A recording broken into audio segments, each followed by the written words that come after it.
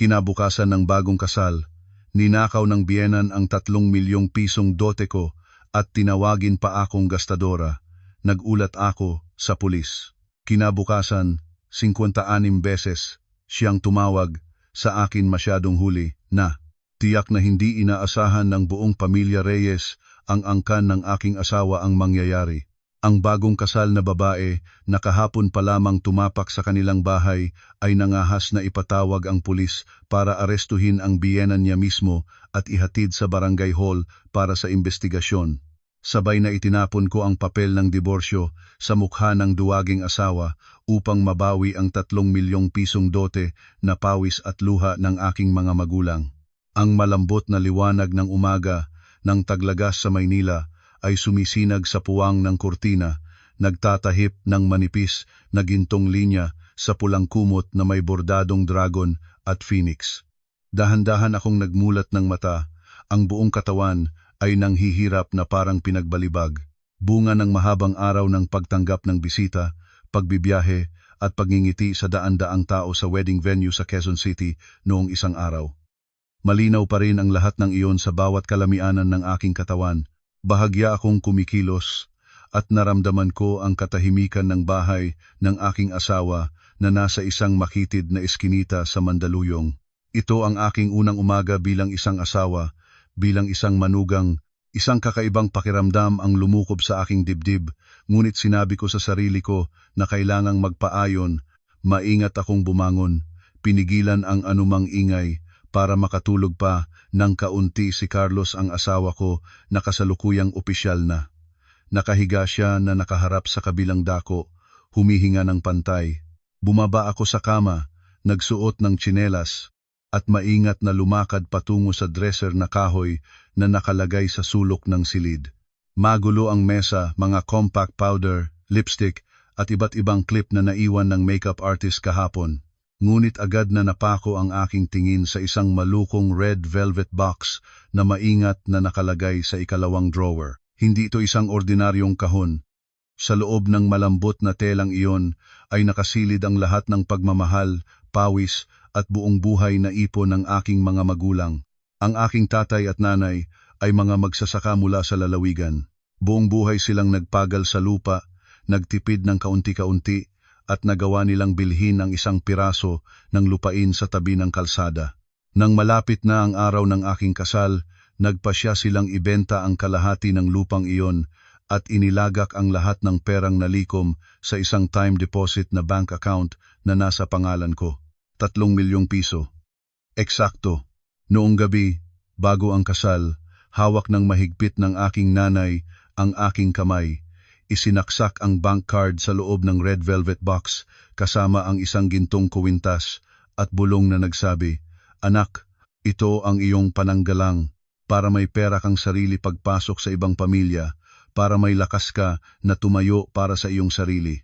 Maingat ko itong hinila palabas ng drawer at ang bigat ng kahon ay walang laman, ang puso ko ay biglang tumigil.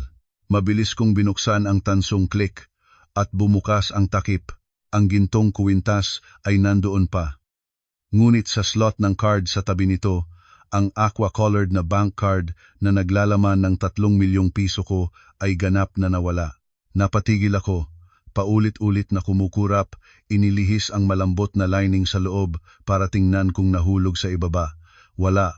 Binuksan ko ang ibang mga drawer, binaligtad ang lahat ng nasa dresser, sinuri ang sahig. Ang puso ko ay nagsimulang tumibok ng mabilis. Isang hindi magandang kutob ang sumubok sa aking lalamunan. Sa silid na ito ng bagong kasal, mula kagabi hanggang ngayon, ako at si Carlos lang ang nandito.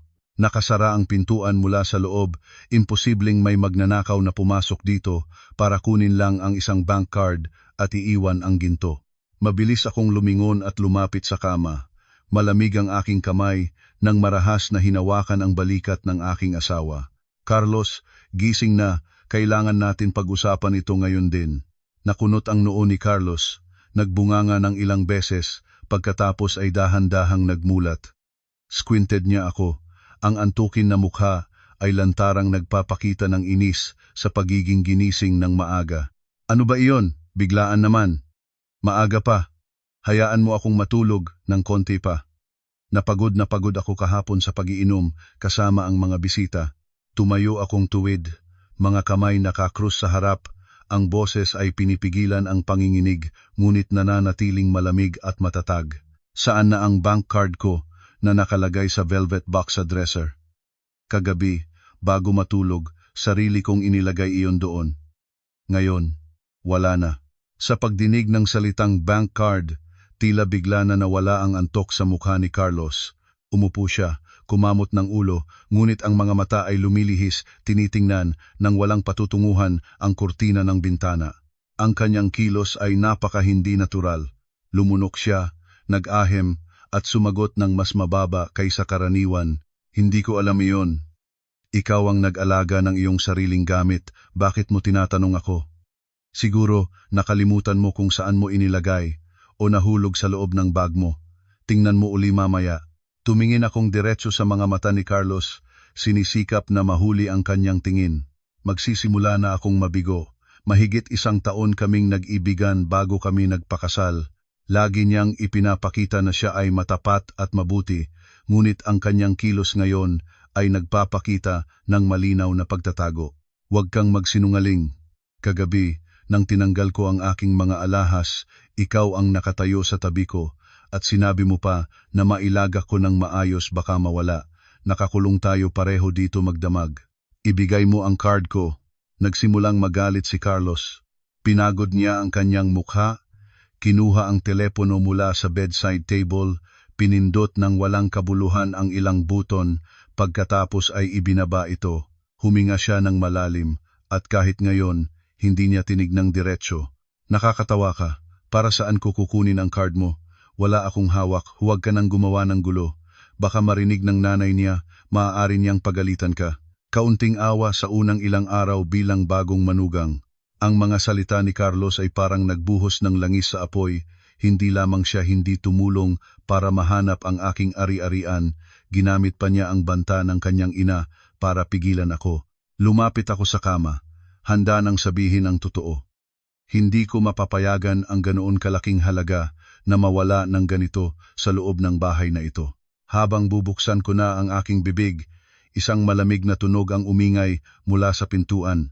Binaliktad ang knob at ang pintuan ng aming silid ay naibukas ng walang kahit na isang katok.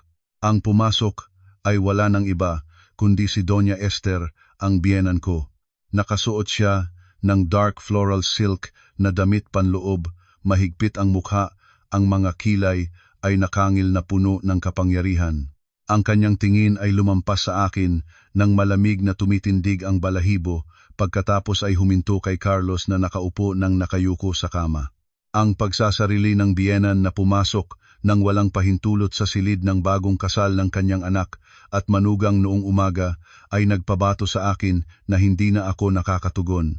Ang konsepto ng privacy ay tila hindi umiiral sa bahay na ito.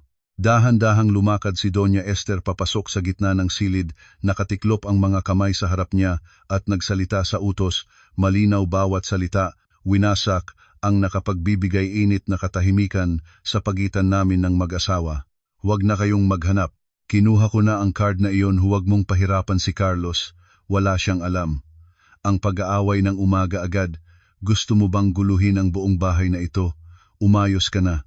Kaabot-abot lang ang binunyag ng aking biyenan, siya ang nagnanakaw ng aking ari-arian sa silid na ito. Huminga ako ng malalim, sinubukang muling maging kalmado at tumingin ng diretso kay Doña Esther. Ano po ang sinabi ninyo? Kailan kayo pumasok sa aking silid? Bakit kayo naghalughog ng aking personal na gamit at kinuha ang bank card? Iyon ang dote ng aking mga magulang. Iyon ang aking personal na ari-arian. Ngumuso si Doña Esther nang may halong panunuya. Isinuksok niya ang kamay sa kanyang bulsa, inilabas ang isang nakatiklop na papel at itinapon ito sa dresser sa harap ko. Bumukas ang papel. Tiningnan ko ito, isang kopya ng aking credit card statement mula 2 buwan bago ang kasal. Malinaw na nakasulat ang mga gastos para sa pamimili ng damit, kosmetiko, isang branded na bag na binili ko bilang regalo sa sarili ko pagkatapos ng malaking proyekto sa trabaho, at ang bayad sa isang biyahe kasama ang aking mga matalik na kaibigan bago mag-asawa. Tingnan mo ng mabuti. Itinuro ni Doña Esther ang papel. Ang boses ay naging matatag at puno ng pamumuna. Ito ang nakita ko sa loob ng bag mo nung naglilinis ako ng sala kahapon. Gastos mo ba iyan? Branded na bag, mamahaling kosmetiko, paikot-ikot pa sa iba't ibang lugar. Isang babaeng wala pang asawa na gumastos ng ganito ay walang muwang sa buhay. Dadalhin mo ba ang ugaling iyan dito para sirain ang aming pamilya? Pinipilit kong pigilan ang sarili. Ang paglabasog ito ng aking personal na credit card statement ay malinaw na paglabag. At ngayon, ginagamit niya ito bilang dahilan para nakawin ang card na may 3 milyon. Nanay, personal kong pinaghirapang pera iyon. Mataas ang aking sahod, may karapatang gumastos ako para sa aking sarili. Ang aking pamimili bago mag-asawa ay walang kinalaman sa pinansyal na kalagayan ng ating pamilya ngayon. At dahil doon, ay wala kayong karapatang kunin ang aking bank card. Huwag kang magsalita ng ganoon. Sa tabi ni Doña Esther ang mga mata, isang hakbang papalayo sa akin, ang postura niya ay nagpapakita ng kapangyarihan. Pumasok ka sa bahay na ito bilang manugang ko, kaya lahat ay dapat sumunod sa mga panuntunan ng bahay na ito. Ang pera sa bahay ay dapat pamahalaan ng mga matatanda. Ibinenta ng iyong mga magulang ang lupa para sa 3 milyong piso. Ganoong malaking halaga na sa kamay ng isang taong gastadora tulad mo ay mawawala agad. Ako ang nanay. Responsibilidad ko ang pangalagaan ang ari-arian para sa inyo. Kaya kinuha ko na ang card. Maging manugang ka na mapagkakatiwalaan, mag-asikaso ka ng tahanan at mag-alaga ng anak. Ikaw ay bibigyan ni Carlos ng allowance bawat buwan. Ang kahibangan ng argumento ni Doña Esther ay nagpabigla sa akin. Isang malinaw at walang kahiyang plano na balot sa magandang salitang pag-iingat at pagmamahal sa kinabukasan. Ang 3 milyong piso ay pawis at luha ng aking mga magulang. Wala siyang anumang pinagbayaran, ngunit gusto na niyang kunin ito agad ng isang gabi pagkatapos kong maging manugang niya. Natanto ko na hindi ako tinanggap ng pamilyang ito bilang anak. Pinagaan-paagan lang nila ang aking kayamanan. Lumingon ako kay Carlos, ang aking legal na asawa. Inaasahang magsasalita siya ng tama at ipagtanggol ang katotohanan at ang kanyang asawa. Tinitingnan ko siya ng mataman, ang mga mata ay puno ng pag-asa at galit. Sa sandaling iyon, siya ang aking tanging pag-asa sa isang bahay na puno ng panlulupig. Ngunit salungat sa aking inaasahan, si Carlos ay nanatiling nakasilid sa sulok ng kama. Ang mga kamay niya ay nagsasapin, ang mga daliri ay nagmamani ng tabi ng kumot. Hindi niya matahimik na tiningnan ang nanay niya, at hindi rin niya matahimik na tiningnan ang kanyang asawa. Ang kahinaan niya sa bawat kilos ay parang isang di nakikitang kamay ang pumiga ng aking puso. Carlos, nakikinig ka ba sa sinasabi ng nanay mo? Malakas kong tinawag ang kanyang pangalan, puno ang boses ng matinding sama ng loob. Alam mong pinakamabuti kung saan nanggaling ang 3 milyong ito.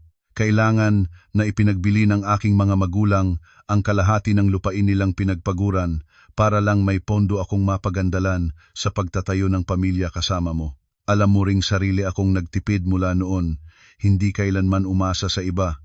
Ngayon ay pumasok ang nanay mo sa aming silid. Naghalughog ng aking gamit at kinuha ang aking personal na ari-arian. Magsalita ka ng makatuwiran. Si Doña Esther ay nakatayo sa tabi, nakatiklop ang mga bisig, tinitingnan si Carlos na may mapagbantang tingin. Sa ilalim ng presyo ng 2 babae, mahiyain na nagbukas si Carlos ng bibig. Ang boses ay halos hindi marinig, tulad ng isang batang gumawa ng pagkakamala. Sofia, kalma lang. Ang nanay ay nag-aalala lamang sa ating kinabukasan. Ibigay mo na ang password para sa nanay. Ang pera ay nandoon pa rin sa bangko, hindi naman mawawala. Mas mabuti kung may tao sa bahay na mag-aalaga ng pinansyal nating lahat. Isang hakbang akong lumayo, pakiramdam ko ay binuhusan ako ng malamig na tubig sa gitna ng taglamig. Ang mga salita ni Carlos ay tumagos sa aking tenga, walang awa at walang malasakit. Hindi niya tinanggol ang asawa na kasama niyang natulog. Sumama na siya sa kasakiman ng kanyang ina. Sinabi niya, maging kalmado, ibigay ang pera sa nanay para maayos ang lahat. Nagawa ko pang ngumiti ng mapait, pinipigilan ang luha na pumasok sa mata bago sila makita nitong dalawa. Ang kasunduan sa tahanan ay itinayo sa pandaraya at pagnanakaw ba, pera ng aking mga magulang, bakit ko ibibigay sa ibang tao ang karapatang mag-alaga? Ikaw ba ang asawa ko o anino ka lamang ng iyong ina? Mula pa sa unang araw, pinayagan mo silang tratuhin ng walang respeto ang aking dignidad, nakawin ang pinaghirapan ng aking mga magulang. Tapos ay nagawa mo pang sabihin ang mga duwaging salitang magpagtiis ka. Nang narinig ni Carlos ang aking matinding puna, namula ang mukha niya sa hiya. Tumayo siya, lumakad papalayo. Akala ko ay hahawakan ang aking kamay, ngunit lumipat ako, pirmeng iniwasan ang pakikipag-ugnayan. Huwag kang mag-over. Ang pagiging manugang ay nangangahulugang kailangan mong sumunod sa biyenan sa ilang bagay. Hindi kinukuha ng nanay ang pera, pinoprotektahan lang niya ito. Maging mabait ka na, huwag hayaang maging paksa tayo ng mga kapitbahay. Nagpumilit si Carlos at ginamit ang kahinahiyang lohika para pigilan ako. Umaasang susunod ako para mabilis na mapayapang lahat. Ang malalim na kabiguan ay lumukob sa aking pag-iisip. Tiningnan ko ang mataas na lalaki sa harap ko at bigla ay naramdamang siya ay kakaiba at kapawa mahabag. Sa mga araw na aming pag-iibigan, lagi niyang ipinakita ang pagmamahal at pag-unawa. Pinintahan niya ang magandang kinabukasan ng isang maliit na pamilya na nagsisikap ng magkasama. Lumabas na lahat ito ay ilusyon lamang. Sa likod ng maningning na anyo ng isang HR manager sa isang pribadong korporasyon ay isang lalaking duwag at nakaasa sa nanay niya, walang sariling paniniwala at handa na ibenta ang kanyang asawa para sa pekeng kapayapaan sa loob ng tahanan. Nagsimula akong magsisi sa pagkakamaling napili, ngunit alam ko na ang oras na ito ay hindi para sa pagdadamdam. Ang pag-iyak at pakiusap dito ay ganap na walang silbi. Kailangan kong maging malakas para mabawi ang sa akin. Inayos ko ang aking buhok, tumayo ng tuwid, at ang boses ay naging malamig at matibay. Sinasabi ko sa nanay at kay Carlos, ang 3 milyong iyon ay ang aking personal na ari-arian bago ang kasal. Wala akong obligasyon na ibigay ito sa kahit sino para pamahalaan. Nanay, pakibalik ang aking bank card ngayon. Kung hindi ninyo ibabalik, kaya ko ring ibalik ito sa sarili ko. Pagkasabi nito, lumampas ako kay Doña Esther at lumabas ng silid ng matatag. Kailangan ko ng mas malawak na espasyo para mag-isip at harapin ang mapanuyang mga taong ito. Hindi ko mapapayagang mabilanggo sa maliit na silid, nagbabata ng patuloy na panlulupig ng dalawa nila. Lumakad akong mabilis palabas ng silid at pumunta sa malawak na sala ng pamilya ng bahay ng biyenan. Ang lumang bahay na may mahogani na kasangkapan at isang altar na may insenso na usok-usok. Sa karaniwang araw, ang espasyong ito ay nagbibigay ng mainit at tradisyonal na pakiramdam, ngunit ngayon para sa akin, ito ay nakakasakal at puno ng banta. Pulupo akong umupo sa isang solong upuan, huminga ng malalim para ayusin ang bumabangong tibok ng puso ko. Wala pang 5 segundo, si Doña Esther ay agresibong sumunod sa akin sa sala. Ang mga paa ay nagtatambol sa sahig na piso, nagpapakita ng matinding galit. Si Carlos naman ay mahinahon ding sumunod sa likod ng kanyang ina. Ang mukha ay maputla. Lumapit si Doña Esther sa mesa, mismo na nagbuhos ng kape sa isang maliit na tasa, ininom agad sa isang higop, pagkatapos ay malakas na ibinaba ang tasa sa tray. Ang tunog ng pagkabangga ay malakas. Lumingon siya sa akin, ang mga mata ay masayang halo ng mapanghamon at kayabangan. Kinokonfronta mo si Norito? Iniisip mo ba na kapag hindi ka nagbigay ng password ay iyong card pa rin iyon, gawin mo kung kaya mo? Pagkasabi nito, isinuksok ni Doña Esther ang kamay sa loob ng kanyang makapal na damit, inilabas ang isang maliit na plastic na card. Kinlaman niya ito sa pagitan ng 2 daliri, itinaas sa harap ng aking mukha at ito ay inugoy-ugoy.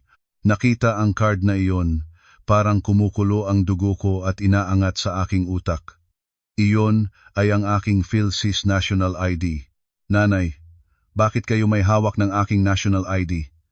Biglang tumayo ako, lumundag papalayo, Nagplanong buhatin ito ngunit mabilis na inurong ni Doña Esther ang kamay niya, itinago sa likod. Sinabi ko na, noong naglilinis ako, ay nakita ko ang mga gamit na nagkalat, kaya inilagay ko ang lahat sa iisang lugar. Kasama ang iyong national ID, nandito rin ito. Huwag kang magtangkang gumawa ng anuman sa likod ko. Ngumiti si Doña Esther ng mapagmataas. Ang mukha ay lantarang nagpapakita ng kasiyahan ng isang taong hawak ang buong kapalaran ng iba. Ang kilos na ito ng biyenan ay tunay na mapanganib. Kahit matanda na siya, alam niya ang mga administratibong proseso ngayon. Nang walang national ID, hindi ako makakapunta sa bangko para mag-ulat ng nawawalang card, hindi makakapag-withdraw, hindi makakapag-transfer ng malaking halaga, maging hindi makakapagbili ng ticket para lumayo. Maingat niyang pinlano ang lahat para putulin ang lahat ng landas ko. Pinipilit akong sumuko. Ang paglabag ay hindi lamang sa mga personal na gamit, kundi ngayon ay pati ang pinakamahalagang dokumento ng isang mamamayan. Ang ginagawa ng nanay ay labag sa batas. Walang karapatang maghawak ng ID ng ibang tao. Isauli ninyo ito sa akin ngayon. Tumigil ako. Nagsubukan ang lohika ng batas para takutin siya. Anong batas sa bahay na ito? Ako ang batas dito. Ang biyenan na nagtatago ng ID ng manugang walang pulis na may oras para pakialaman ang bagay-bagay sa loob ng pamilya. Huwag mo akong takutin ng ganoon. Itinuro ni Doña Esther ang kanyang kamay ng diretso sa aking mukha. Ang kilos ay napaka-agresibo. Sinasabi ko sa iyo ang aking kondisyon ng malinaw. Sabihin mo ngayon ang password ng bank account na may 3 milyong piso. Kapag makumpirma ko na na-transfer na ang pera sa account ni Carlos, ibabalik ko ang iyong national ID. Kung hindi handa kang manatili sa bahay na ito nang walang takdang oras, huwag umasa na makakalabas ka para magtrabaho o pumunta kahit saan. Ginagamit niya ang aking personal na ID para mangikil, pinipilit akong ibigay ang 3 milyong piso na pawis at luha ng aking mga magulang. Lumingon ako kay Carlos, muli. Nakatayo siya roon tulad ng isang tigas na estatwa, ang mata ay lumilihis sa ibang lugar, ganap na nagpapahintulot sa mapang-abusong kilos na labag sa batas ng kanyang ina. Sa isang sandali, naramdaman ko ang pagkasuklam na umapaw. Isang pamilya na nagsusuot ng magandang anyo ng disiplinadong pamilya sa Maynila. Ngunit sa loob ay puno ng kasakiman at kasamaan. Gusto nilang alisan ako ng lahat kahit sa unang araw pa lamang akong naging manugang nila. Nakatayo akong nakaayaw sa gitna ng sala, ang mga mata ay matatag na tinitingnan ang dalawa nila. Sa isipan ko ay nagsisimula ng lumabas ang matalim na mga pagpaplano. Ang direktang paglaban ngayon ay ganap na hindi kapaki-pakinabang. Ang aking mga dokumento ay nasa kamay niya. Hindi ko maaaring gamitin ang lakas para buwiin ito kasi ako lang mag-isa at mapapanlait bilang isang masamang manunugal na manugang. Kung magpatuloy sa pag-aaway, manganganib ang proteksyon ng 3 milyong piso. Kailangan kong humanap ng ibang landas, isang mas matalinong paraan para ibaling ang laro. Ang sala ay lumubog sa nakakasakal na katahimikan. Ang tunog ng orasan sa dingding ay tila nagtatambol sa bawat pinagalit na pagtibok ng aking nerbiyos. Napansin ko ang hindi mapaboran na kalagayan ko, ang aking pinakamahalagang dokumento ay nasa kanyang hawak at maging ang pagprotekta sa 3 milyong piso ay magiging mahirap. Nag-isip akong dapat maging kalmado at hindi papayag na ang galit ay masira ang malaking balak. Ang paglaban sa mga tampalasang tulad ni Doña Esther ay walang resulta sa pagpapatuloy ng pagiging matigas. Nagpasya akong magpalit ng taktika.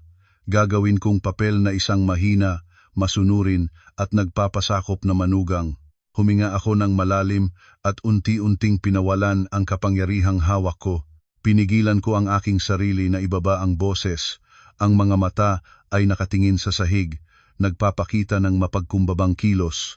Kung ganoon ang pasya ng nanay at ni Carlos, maririnig ko na rin. Bata pa ako dito, hindi pa alam ang mga panuntunan ng pamilya. Sana ay patawad ang nanay. Kung talagang gusto ng nanay at ni Carlos na pangalagaan ang pera para sa kinabukasan natin, napilitan na rin ako na sumunod, ibibigay ko ang password. Sa pagdinig sa aking mga salita, napalago agad ang mukha ni Doña Esther. Ang pag-angil na kilay ay bumaba, ang ngiti ng tagumpay ay lumabas sa manipis na mga labi. Lumapit siya sa akin, tapik-tapik ang aking balikat, ang boses ay mabilis na nagbago, matamis tulad ng isang mapagmahal na ina. Ganyan dapat ang manugang ko. Mula pa sa simula, kung masunurin ka, maayos sana ang lahat sa bahay. Ang pag-iingat ko ng pera ay para sa inyo, hindi para sa aking sarili. Gaano kakainin ng isang matandang babae ang 3 milyong piso? Hala, ano ang password? Sabihin mo para isulat ko. Si Carlos sa tabi niya ay huminga rin nang may kinaluwagan. Ngumiti siya at nilapitan ang aking likod. Ang kilos ay puno ng pagdakila na ang kanyang asawa ay naging marunong ng lumugod. Tama ka, Sofia. Alam kong mahal mo ako at ang nanay. Pinigilan ko ang pagduduwal na bumabangon sa aking lalamunan ng harap ng kataksilan na ito. Itinangala ko ang aking mukha. Ang pagpapahayag ay pila palakas at may bahagyang pag-aalala, maingat na inilalahad ang aking kondisyon. Nanay, 3 milyong piso ang malaking halaga. Natatakot ako na baka may problema sa sistema ng bangko o may nangyari sa pera. Kapag hindi sapat ang 3 milyon, sisisihin ninyo ako na may tinatagong pera at hindi iyon tama. Gusto ko muna pumunta sa bangko at tingnan kung buo pa rin ang 3 milyong piso sa account, kumuha ng printed statement. Kapag nakumpirma ko na wala, magiging kalmado na ako na ibigay ang password at i-transfer ang pera para sa nanay. Natigilan ng kaunti si Doña Esther. Ang mga mata ay lumikit ng mapagmatyag. Tinitingnan niya ako ng matagal habang sinusuri ang aking mukha, ngunit ang aking tapat na pagpapahayag at lubos na lohikal na dahilan ay napagaan ang kanyang pag-aalala. Ang kasakiman ay nagtatakip ng kanyang katuwiran. Ang personal na makita ang 3 milyon sa papel ng bangko bago niya ito mahawakan ay isang tukso na hindi niya maatangan. Lumingon si Doña Esther kay Carlos at tumango ng pagkilala. May punto ito, kailangan ng itim at puting dokumento. Bihira na rin mangyari na walang pera ang card ng mga probinsyano, baka mahiya ako. Sige, magbihis kayo at sumama kayo sa bangko doon sa Ayala ngayon din. Tapos na rin kayo pagbabalik, kumain ng almusal. Mabilis na sumagot ng oo si Carlos at lumabas para kumuha ng sasakyan. Maingat na tinapik ni Doña Esther ang kanyang bulsa ng damit kung saan nakatago ang aking national ID at bank card. Ngumiti siyang may kasiyahan at lumakad. Bumalik ako sa silid ng tulog, pumili ng magandang office attire para isuot. Habang nakikita ang aking sarili sa salamin, nakita ko ang isang ganap na naiibang tao, hindi na ang maliwanag at mahina na nobya kahapon. Ngayon, sa aking mga mata ay ang isang lamig at matinding determinasyon. Iniisip nila na pinagbali na nila ang aking kalooban at pinilit akong sumuko. Iniisip nila na ang pagtatago ng mga dokumento ay nagtatali sa akin magpakailanman. Ngunit hindi nila alam na ang pagsang-ayon na pumunta sa bangko ay ang unang hakbang ng perpektong bitag na kasamang inihanda ko. Kapag lumabas na sa pintuan ng bahay na ito, nakatayo sa harap ng mga security camera, ng sistema ng bangko at ng batas, ipapakita ko sa kanila kung ano ang kahihinatnan ng kasakiman at malupit na panlulupig. Ang labanan ay nagsisimula pa lamang at tiyak na hindi ako ang matatalo. Isinuksok ko ang aking telepono na puno na ng baterya sa bag, huminga ng malalim at malakas na lumakad palabas ng silid. Ang sasakyan ng pamilya ay naghihintay sa harap ng bahay. Sinisira ang katahimikan ng makitid na eskinita, tahimik akong nagsuot ng helmet at lumabas ng bahay. Sa pamamaraan ng mapanupil na si Doña Esther, si Carlos ang nagmamaneho. Umupo si Doña Esther ng kampante sa gitna at ako ay itinulak sa pinakahulihang upuan. Nag-excuse si Doña Esther na natatakot akong tumalon at tumakas sa gitna ng daan, kaya kailangan akong nakasalampak sa pagitan nila tulad ng isang pinagtanikala. Ang kahihiyang ito ay malalim kong itinaga sa aking isipan. Sinabi sa aking sarili na hinding-hindi ako maaaring sumuko. Umalis ang sasakyan at sumali sa abalang umaga ng Maynila. Usok, ingay ng mga kotse at ang mahinang araw ng taglagas ay hindi nagpalamig ng nagliliyab na kapaligiran ng mga taong nakasakay sa sasakyan. Sa harap ko, tila hindi nahihirapan si Doña Esther sa ingay sa labas. Patuloy siyang pumapaling at nagtuturo sa akin ng walang katapusang aralin sa pagiging manugang. Ang kanyang mataas na boses ay nangingibabaw sa tunog ng makina ng sasakyan. Sinabi niya na ang isang babaeng may asawa ay dapat mag-ingat at hindi dapat may tinatago. Minumura niya ako bilang isang prinsesang hindi marunong mag-ipon, na may ilang pirasong pera mula sa mga magulang ngunit inaalaga tulad ng kayamanan. Pinipinta niya ang larawan ng isang maayos na pamilya. Kung mananatili akong magsilid ng bahay at mag-alaga ng bata, ang pera ay aayusin nila at si Carlos para lumaki. Nakaupo ako sa likuran, hayaang tumama ang hangin sa aking mukha, hayaang pumasok ang mga walang katwirang pananalita. Nagpapanggap akong tumango at sumasang-ayon para mapayapa ang lahat, ngunit ang aking mga mata ay patuloy na gumagalaw, nagmamasid sa paligid at naghahanap ng pagkakataon. Sa pagkakataon na ang sasakyan ay huminto sa mahabang pulang semaforo sa isang kalsada sa Ayala, alam ko na dumating na ang aking pagkakataon. Ang ingay ng daan-daang makina sa paligid, kasama ang katotohanang abala si Doña Esther sa pagsusumbat kay Carlos dahil sa hindi maingat na pagmamaneho, ay lumikha ng isang perpektong takip. Maingat kong ginamit ang isang kamay para kumapit sa upuan, habang ang kabilang kamay ay maliksi na pumasok sa aking maliit na shoulder bag. Inilabas ko ang aking smartphone, itinago ito sa likod ng maluwag na jacket ni Doña Esther. Ang aking mga daliri ay maliksi na nagbukas ng lock screen. Una, binuksan ko ang messaging app. Kaagad kong hiningap ang priority customer service number ng aking bangko. Matagal na akong VIP customer, kaya lahat ng transaksyon ay maaaring hawakan sa pamamagitan ng emergency messages bago ang opisyal na pagkumpirma.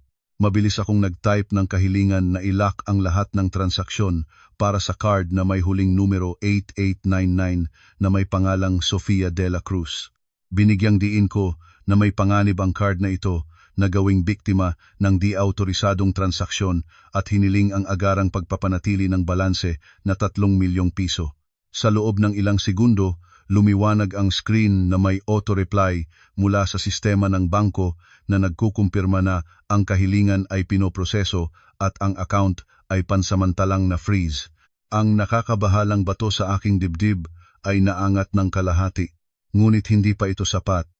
Ang pagbubukod ng card ay pumipigil lamang sa kanya na mag-withdraw, ngunit hindi nababawi ang aking national ID at hindi parurusahan ang walang kabusugang kasakiman.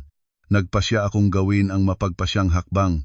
Binuksan ko ang telepono book at tinawagan ang hotline ng barangay duty officer malapit sa sangay ng bangko sa Ayala na aming pupuntahan. Nang ang kabilang dulo ay sagutin, yumukod ako ng malapit sa aking balikat, ginamit ang kamay para takpan ang bibig ko para ang tunog ay hindi lumipad paakyat. Nagsalita ako ng pabulong ngunit malinaw, mabilis at tiyak.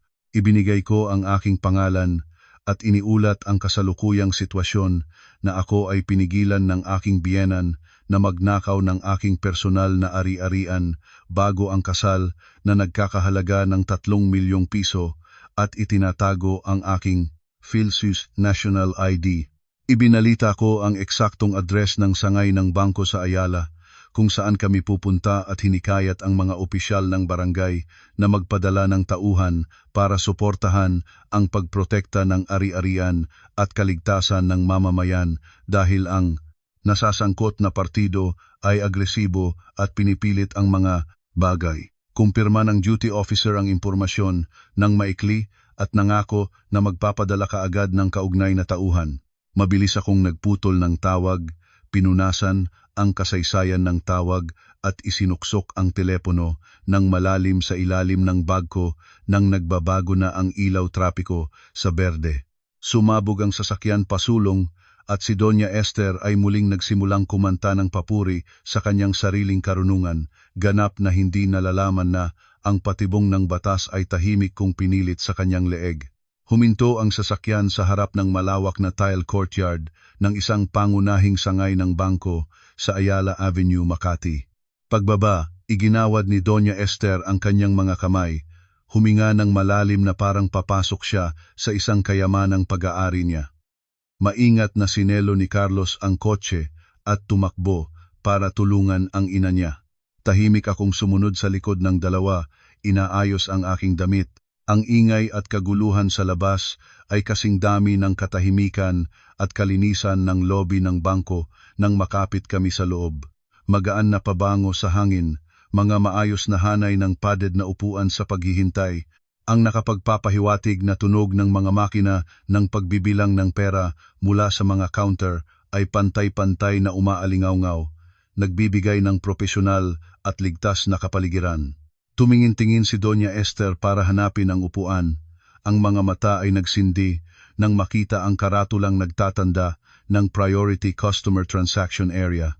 Hinila niya si Carlos doon, iniutos sa akin nang may isang kumpas na kumuha ng queue number. Sumunod ako, ang kilos ay nakuyukuyon at nakayukod. Nang tumigil kaming tatlo sa waiting area, inilahad ko ang aking kamay sa tiyan, kunot ang mukha na nagpapakita ng pagkikirot. Tumingin ako kay Carlos nang may nakikiusap na mata. Carlos, mula pa kanina ay wala akong nakaing kahit ano. Nainip pa sa sasakyan, sumasakit na ang aking tiyan. Upo muna kayong dalawa rito habang nagpapahinga. Pumunta muna ako sa comfort room, hindi ko na kaya pang tiisin. Hintayin ninyo ako at sama-sama na tayong pumunta sa counter. Nang marinig ito ni Doña Esther ay kinutya ang mukha niya at ikinumpas ang kamay niya para paalisin ako na may pagkasuklam. Binalaan pa niya ako ng may mapagpantay na tono na umalis ng mabilis at bumalik ng mabilis, ipinagbabawal ang anumang pagpapabagal. Tumango rin si Carlos at pinasabilis niya ako. Yumukod akong sumasang-ayon, ilang hakbang kong inurong bago lumingon at lumakad ng mabilis patungo sa koridor papunta sa comfort room. Ngunit kaagad na nawala ako sa likod ng malaking wooden divider na nagtatago ng ATM area sa loob. Mabilis akong nagpalit ng direksyon. Hindi ako pumunta sa comfort room, kundi lumiko patungo sa VIP transaction counter na nasa isang nakatagong sulok kung saan may isang babae na empleyado na naghihintay ng walang trabaho. Lumapit ako sa counter, hinila ang swivel chair at nang determinadong umupo. Ngumiti ng propesyonal ang babae at binati ako. Direkta akong tumingin sa kanyang mga mata, muling binalikan ang pagiging maasahang account executive. Malinaw at sunod-sunod akong nagsalita sa bawat salita. Ipinaalam ko na ako ang may-ari ng account na may huling numero 8899 at kakaagaham ay nag-text para sa agarang pagpapanatili ng account dahil may nag-aalala na may masamang intensyon sa aking card. Ngayon ay personal na akong naroon para gawin ang proseso ng pag-ulat ng nawawalang card ng permanente at hinihiling na i-print ang balance statement bilang ebidensya para pangalagaan ang aking ari-arian. Sineseryoso ng empleyada ang sitwasyon at nagsimulang i-type sa kanyang computer.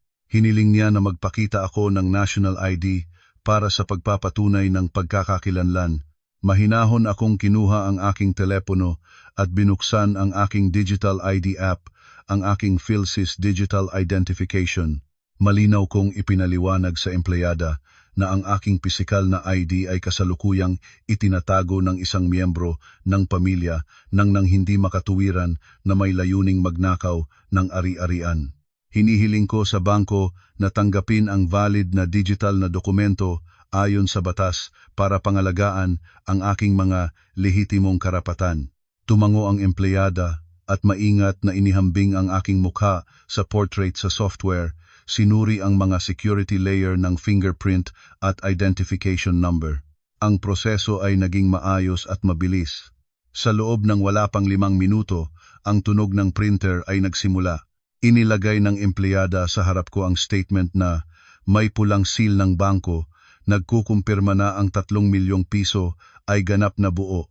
Kasama rin ang isang kumpirmasyon ng dokumento na ang pisikal na card ay permanenteng nawala na sa sistema.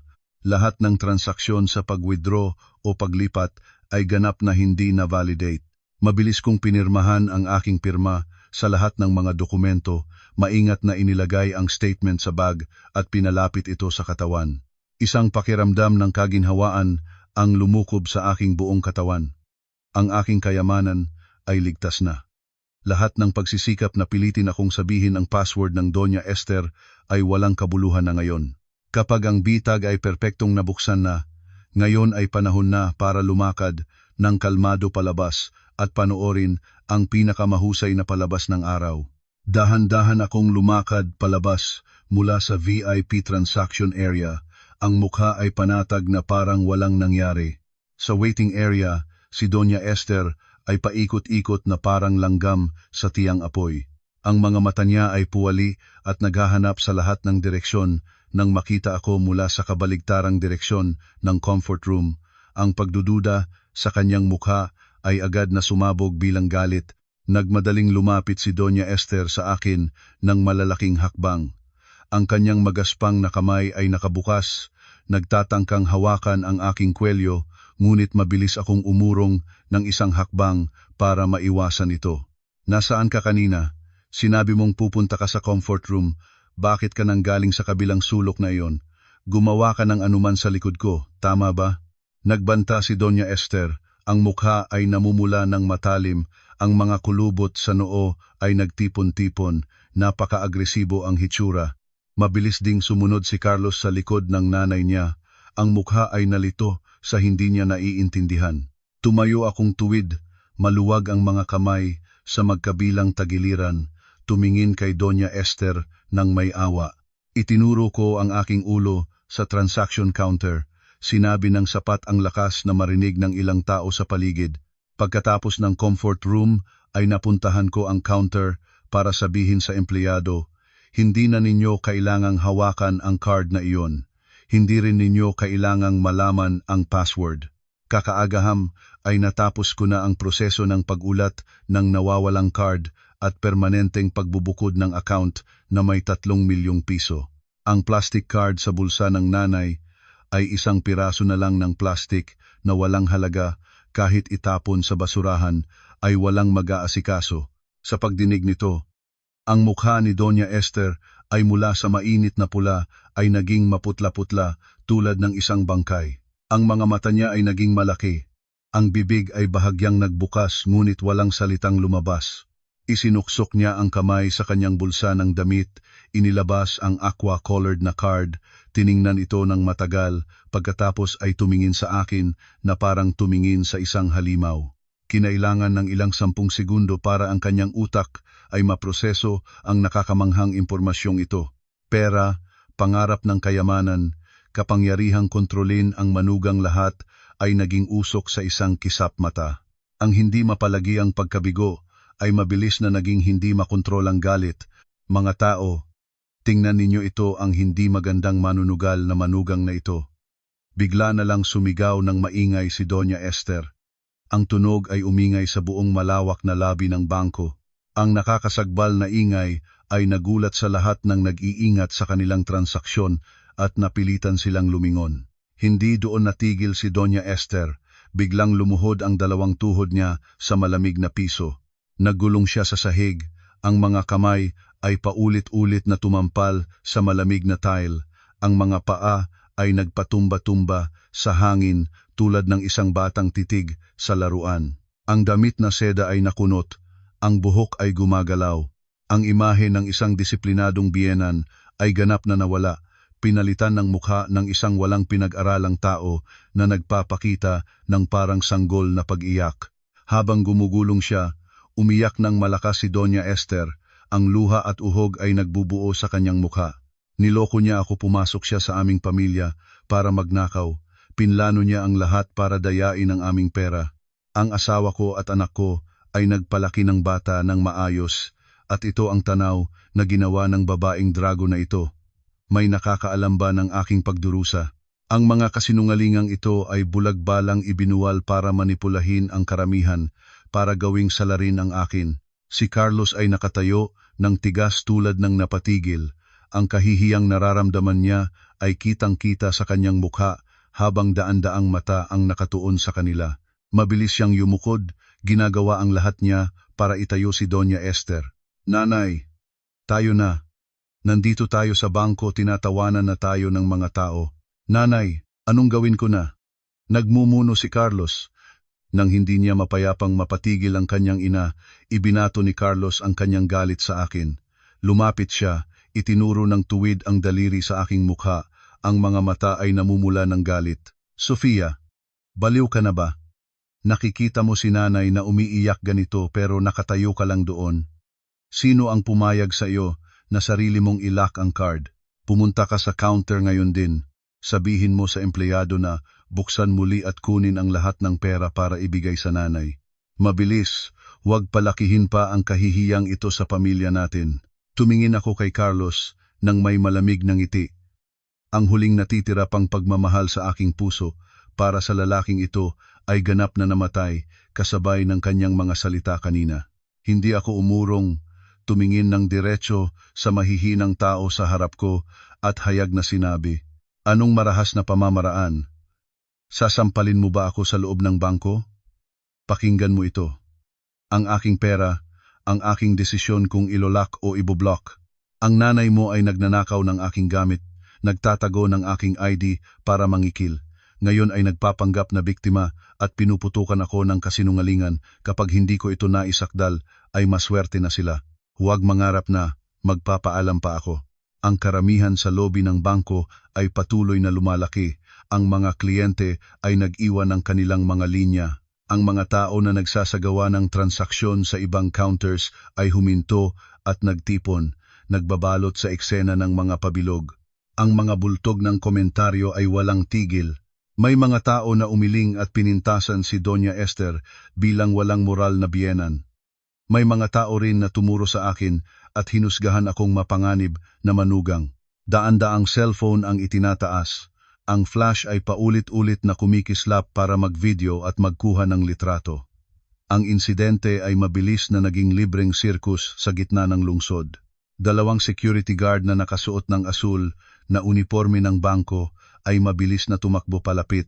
Sinubukan nilang paghiwalayin ang karamihan, patuloy na humihingi sa kay Doña Esther na manatiling maayos at inimbitahan ang pamilya namin na lumabas para hindi makagambala sa mga transaksyon. Ngunit si Doña Esther ay nasa gitna na ng kanyang pagkahibang ibinato niya ang sombrero ng isa sa mga security guard habang sumisigaw ng mas malakas, hinahamon ang mga bantay na gumanap ng alinman. Ang sitwasyon ay naging napakahalo-halo. Nagpupumilit si Carlos nang walang lakas na sabihin, "Huwag na kayong mag-video, please," ngunit walang nakikinig. Sa pinakamatinding kaguluhan, isang malinaw na tunog ng espesyal na sasakyan ay tumunog ng malinaw mula sa labas. Ang pintuan ng salamin ay biglang bumukas. 2 opisyal ng barangay na nakasuot ng wastong uniforme ay mabilis na pumasok sa lobby. Ang pagpasok ng mga awtoridad ay agad na lumikha ng di nakikitang presyon. Ang karamihan ay voluntaryong dumistansya sa magkabilang panig, nagbibigay ng daan para sa mga opisyal sa pagganap ng kanilang tungkulin.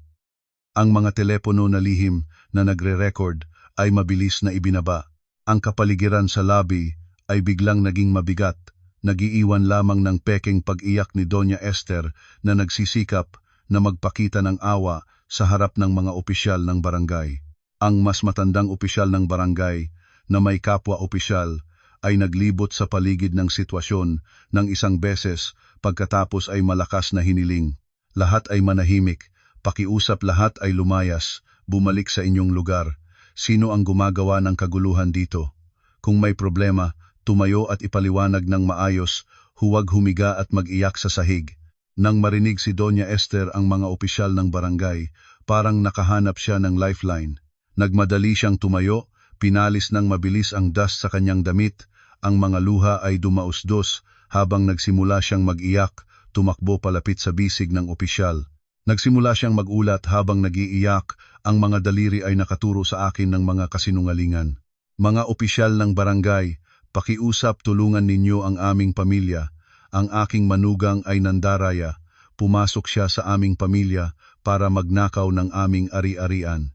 Pinlano niya ang lahat para dayain ang pera namin. Ang asawa ko at anak ko ay naghirap para palakihin ito at ito ang ginawa ng babaeng ito. Walang nakakaunawa sa aking pagdurusa. Hindi ako nataranta. Inayos ko ang aking suot, 2 hakbang pasulong, tumingin ng diretso sa mga opisyal ng barangay. Ang aking kilos ay panatag at kumpiyansa, ganap na kabaliktaran ng pagsigaw at pag-iyak ni Doña Esther. Malinaw ang boses ko, sunod-sunod at tiyak.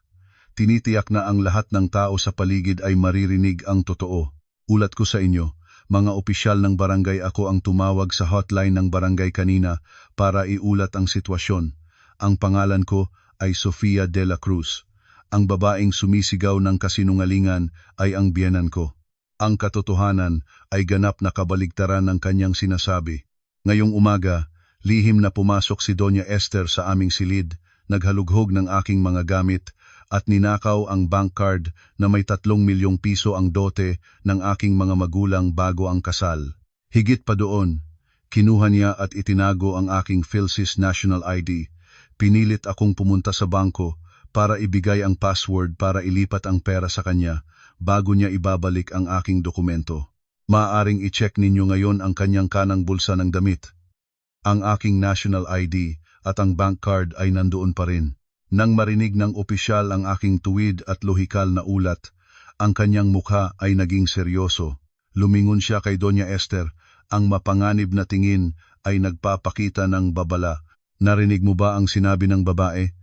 Ang pagtatago ng ID ng ibang tao nang wala sa lugar ay isang seryosong paglabag sa batas. Hinihiling namin na voluntaryong ibigay ang mga dokumento para sa inspeksyon. Susundan ninyo kaming 3 sa opisina ng barangay para linawin ang sitwasyon. Huwag na kayong gumawa ng higit pang abala sa lugar ng bangko. Nang narinig ni Doña Esther ang salitang batas at opisina ng barangay, ang kanyang mga tuhod ay naging mahina, hindi makayanan ng oras. Nagmula-mula siya sa pagsagot, ngunit ang matatas na tingin ng 2 opisyal ay napipigilan siya. Nakayukod si Carlos, tahimik na inakay ang kanyang ina na sumunod sa mga opisyal ng barangay. Mataas akong tumayo at matatag na lumakad palabas ng bangko. Ang opisina ng barangay ay hindi malayo mula sa bangko, nakatago sa ilalim ng mga kalkulatong puno ng lilim. Ang kapaligiran sa loob ay seryoso at tahimik, naiiba sa kaguluhan ng labas. Ang dilaw na pinturang dingding, maayos na nakahanay na mga mesa at upuan, isang larawan ni Rizal at mga nakadikit na panuntunan ng batas sa dingding. Ginabayan kami sa mesa ng investigasyon. Umupo ang opisyal sa tapat, kinuha ang kanyang notebook para isulat ang ulat. Si Doña Esther ay umupo ng pababa sa upuan, ang 2 kamay ay mahigpit na nakahawak sa gilid ng mesa, hindi nangahas na tumingala. Si Carlos ay umupo sa tabi ng kanyang ina, ang pawis ay bumagsak tulad ng ulan sa silid na may electric fan na umiiikot. Sinimulan ng opisyal ng barangay ang pulong ng may layunin at objektibong kilos, hinihiling sa bawat isa na magbigay ng impormasyon.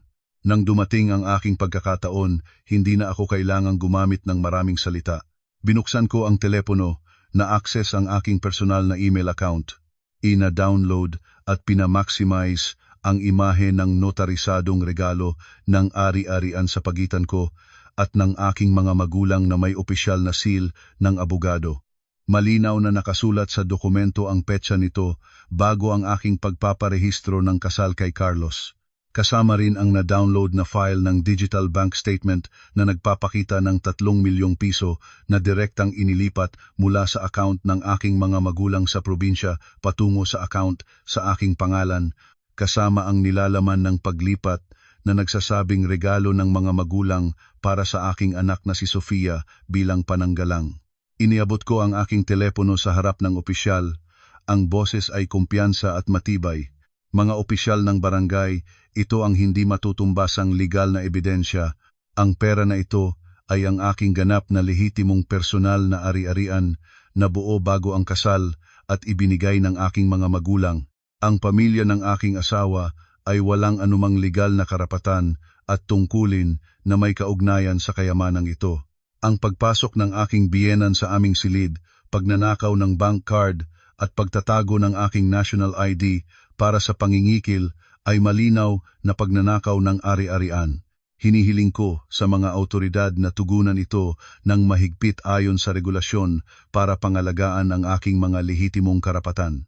Maingat na hawak ng opisyal ang telepono, sinusuri ang bawat litrato, bawat seal ng notaryo, at tinacheck ang mga petsa. Ang katotohanan ay hayag tulad ng liwanag ng araw. Ang mga bakal na ebidensyang ito ay sapat na para sirain ang lahat ng kasinungalingan ni Doña Esther. Tumango siya. Ibinabalik ang telepono sa akin at pagkatapos ay tumingin ng diretso sa mukha ni Doña Esther. Ang boses ng nagpapatupad ng batas ay mariing tumunog, puno ng bigat ng autoridad. Malinaw ang sitwasyon. Si Sofia ay nagbigay ng kumpletong dokumentasyon na nagpapatunay ng kanyang personal na ari-arian. Doña Esther, ang inyong pag-akyat sa pribadong silid ng inyong manugang at pagkuha ng bank card niya ay may palatandaan ng pagnanakaw ng ari-arian. Higit pa rito, ang pagtatago ng national ID ng iba ay seryosong paglabag sa Republic Act 11055 o ang PhilSys Act at maaaring magresulta sa administratibong multa. Ginagamit ang mga dokumento ng pagkakakilanlan para sa pamimilit ay nagdaragdag ng isa pang paglabag. Kung matagumpay na naagaw ang malaking halagang pera na iyon, maaari kayong harapin ang kriminal na pagkakasala at posibleng pagpapakulong. Naunawaan na ba ninyo ang kabigatan ng ginawa ninyong paglabag? Nang marinig ang salitang kriminal na pagkakasala at pagpapakulong, ang mga binti ni Doña Esther ay naging malamig, hindi matayo. Ang kanyang mga ngipin ay nagkakaalog. Nagmimili siyang sumalungat, ngunit ang matatas na tingin ng opisyal ay tumahimik sa kanya. Si Carlos ay nakayukod, ang mukha ay kasinputla ng nanay niya, ang bulag na kasakiman ay nagdala sa kanila sa isang perpektong patibong na nilikhang mismong ng kanilang labis na tiwala sa sarili. Akala nila na ang presyon ng pamilya at matagal nang nakaugalian ng pamumuno ng biyenan ay makapagpapayukod sa isang modernong babae. Hindi nila naalala na ang manunugal na manugang na kanilang minamahal ay ang batas mismo ang ginamit bilang sandata para bigyan ng matinding sagot. Ang silid ng investigasyon ay lumubog sa nakakasakal na katahimikan. Mahinahon akong umupo, huminga ng may kaginhawaan. Ang legal na labanan na ito ay ganap kong nanalo. Tahimik akong naghihintay sa huling desisyon ng barangay. Inihahanda ang mga susunod na hakbang para ganap na maputol ang mapanganib na sinulid sa pamilyang ito. Ang espasyong ito sa opisina ng barangay ay tila nagyelo pagkatapos ng matinding babala ng opisyal. Ang tunog ng electric fan na umiiikot sa itaas ay parang bumubomba sa bawat pinagalit na nerbiyos ko. Si Doña Esther, ang babaeng ilang 10 minuto lang ang nakakaraan, ay agresibong naggugulong sa sahig ng bangko, ngayon ay nakasilid ng maliit sa upuan. Ang anyo ng kapangyarihan ay nawasak. Ang malamig na pawis ay tumatakbo sa noo niya, kumukulo pababa sa 2 pisngi. Nang maunawaan niya na ang pagnanakaw ng ari-arian at pagtatago ng ID ay maaaring magresulta sa kriminal na kasalanan at pagpapakulong, ang buong takip ng kapangyarihan ng naghari-haring biyenan ay nadurog. Nakatingala siya sa opisyal at pagkatapos ay lumingon sa akin na may mga matang nananaginip na nakikiusap. Ang magaspang na mga kamay ni Doña Esther ay nanginginig, nagtatago sa harap ng dibdib, nagsisimulang magdrama at umiyak na rin din. Sa pagkakataong ito, hindi na ito ang malakas na hiyaw ng bully, kundi ang mga nangangatal na hikbi, mahinang-mahinang boses. Sinubukan niyang gampanan ang papel ng isang matanda, mahina at walang kaalaman. Mga opisyal, sana ay tingnan ninyo ang sitwasyon ng aming pamilya. Mula sa probinsya kami, hindi masyado maalam sa batas. Panay ang Diyos ang makakaalam, wala akong intensyong magnakaw o mangikil sa aking manugang. Bata pa ito, hindi sanay sa malalaking pera, natuwa na lang akong magtago para protektahan ang kanila. Isang matandang babae na ito, para saan ko pa ang 3 milyong piso? Pakiusap. Huwag silang maging masyadong mahigpit sa isang matandang babae na tulad ko. Si Carlos sa tabi niya ay agad ding sumabay, nag-aalok ng awa gamit ang nakakaaliw na pagmamakaawa. Opo, mga opisyal, tama po ang sinabi ng nanay ko. Ito ay isang maliit na hindi pagkakaunawaan sa loob ng pamilya tungkol sa pamamahala ng pera. Ang aking nanay ay matanda na, May kaunting pagiging konserbatibo, iniisip niya na ang biyenan ay may karapatang pamahalaan ang pinansyal ng mga anak. Ang asawa ko ay sobra kasing natatakot para sa pera ng kanyang mga magulang kaya nagulat sa barangay. Pamilya ang nag-aaway, maaari ba nating ipanatag ang lahat dito?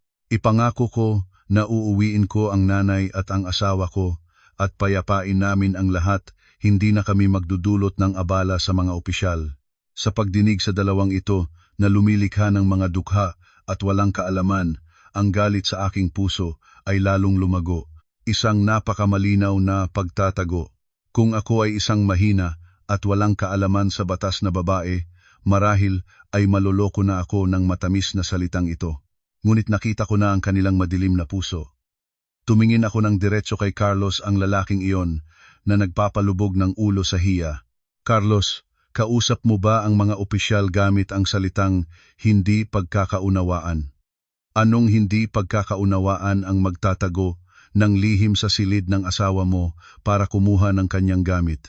Anong hindi pagkakaunawaan ang magtatago ng national ID ko at gagamitin iyon bilang kapalit para mapigil ako na makapag-uli ng pera ko? Kung hindi ko napalitan ng maaga ang card, ang 3 milyong piso ngayon ba ay nananatili pa rin sa aking account o napalipat na sa inyo? Ang katotohanan ito ay malinaw. Ang kasakiman ng iyong nanay at ang iyong pakikiisa ay hindi matutumbasang katotohanan. Lumingon ako sa opisyal ng barangay. Ang boses ay nananatiling kalmado ngunit napakadeterminado. Hindi ko papayagan ang anumang kalambing sa oras na ito.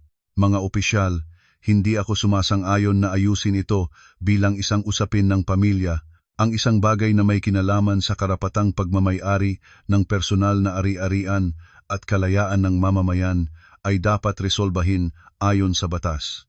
Hinihiling ko sa barangay na gawin ang inyong trabaho ayon sa regulasyon, gumawa ng opisyal na record ng insidente at harapin ng mahigpit ang kilos ng aking biyenan sa pagtatago ng aking mga dokumento.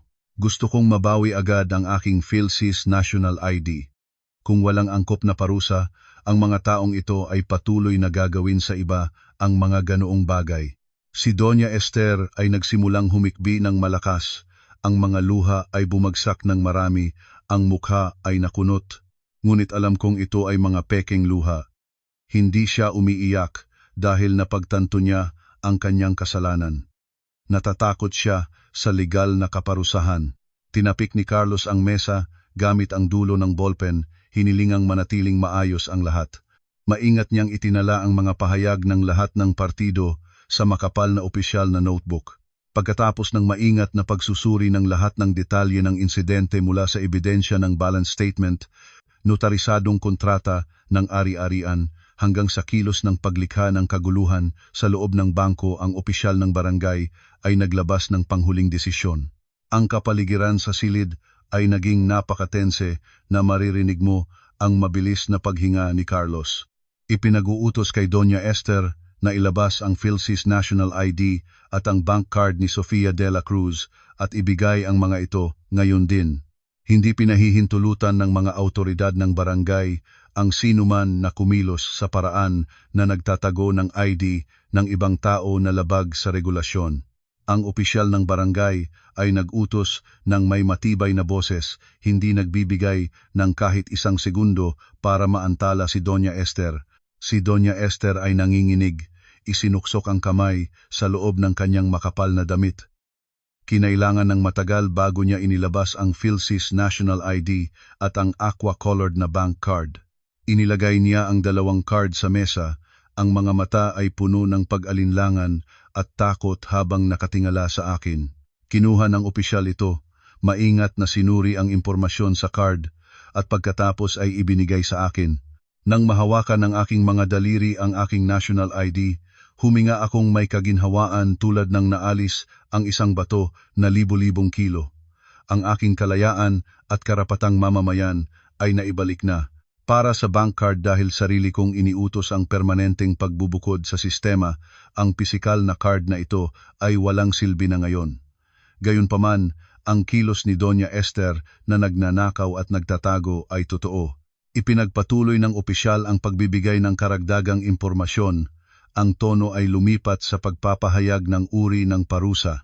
Isinasaalang-alang na ang 3 milyong pisong pera ay hindi matagumpay na naagaw dahil agad na nahadlangan ni Sofia, at isinasaalang-alang ang mga personal na pangyayari at relasyon ng pamilya. Ang barangay ay nagpasya ng administratibong multa para kay Doña Esther, batay sa mga probisyon ng batas tungkol sa pagtatago ng ID ng ibang tao nang walang pahintulot at paggawa ng kaguluhan sa isang pampublikong lugar.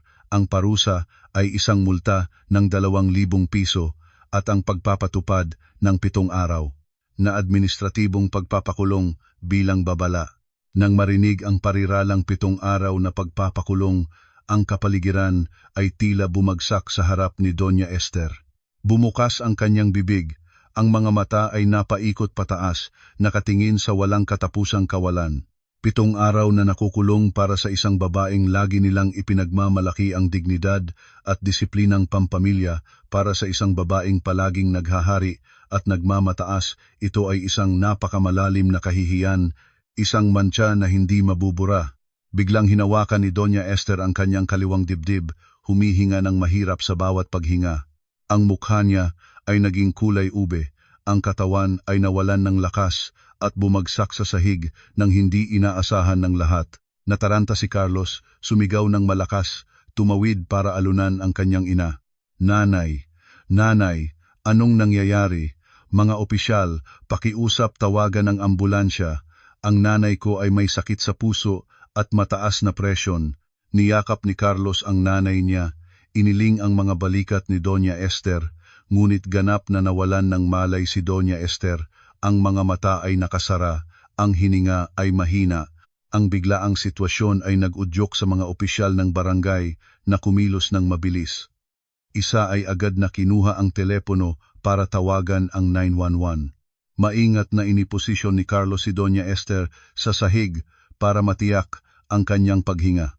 Ang kapaligiran sa opisina ng barangay ay naging kaguluhan sa mga boses ng pagtatawag sa isa't isa at tunog ng mabilis na mga hakbang.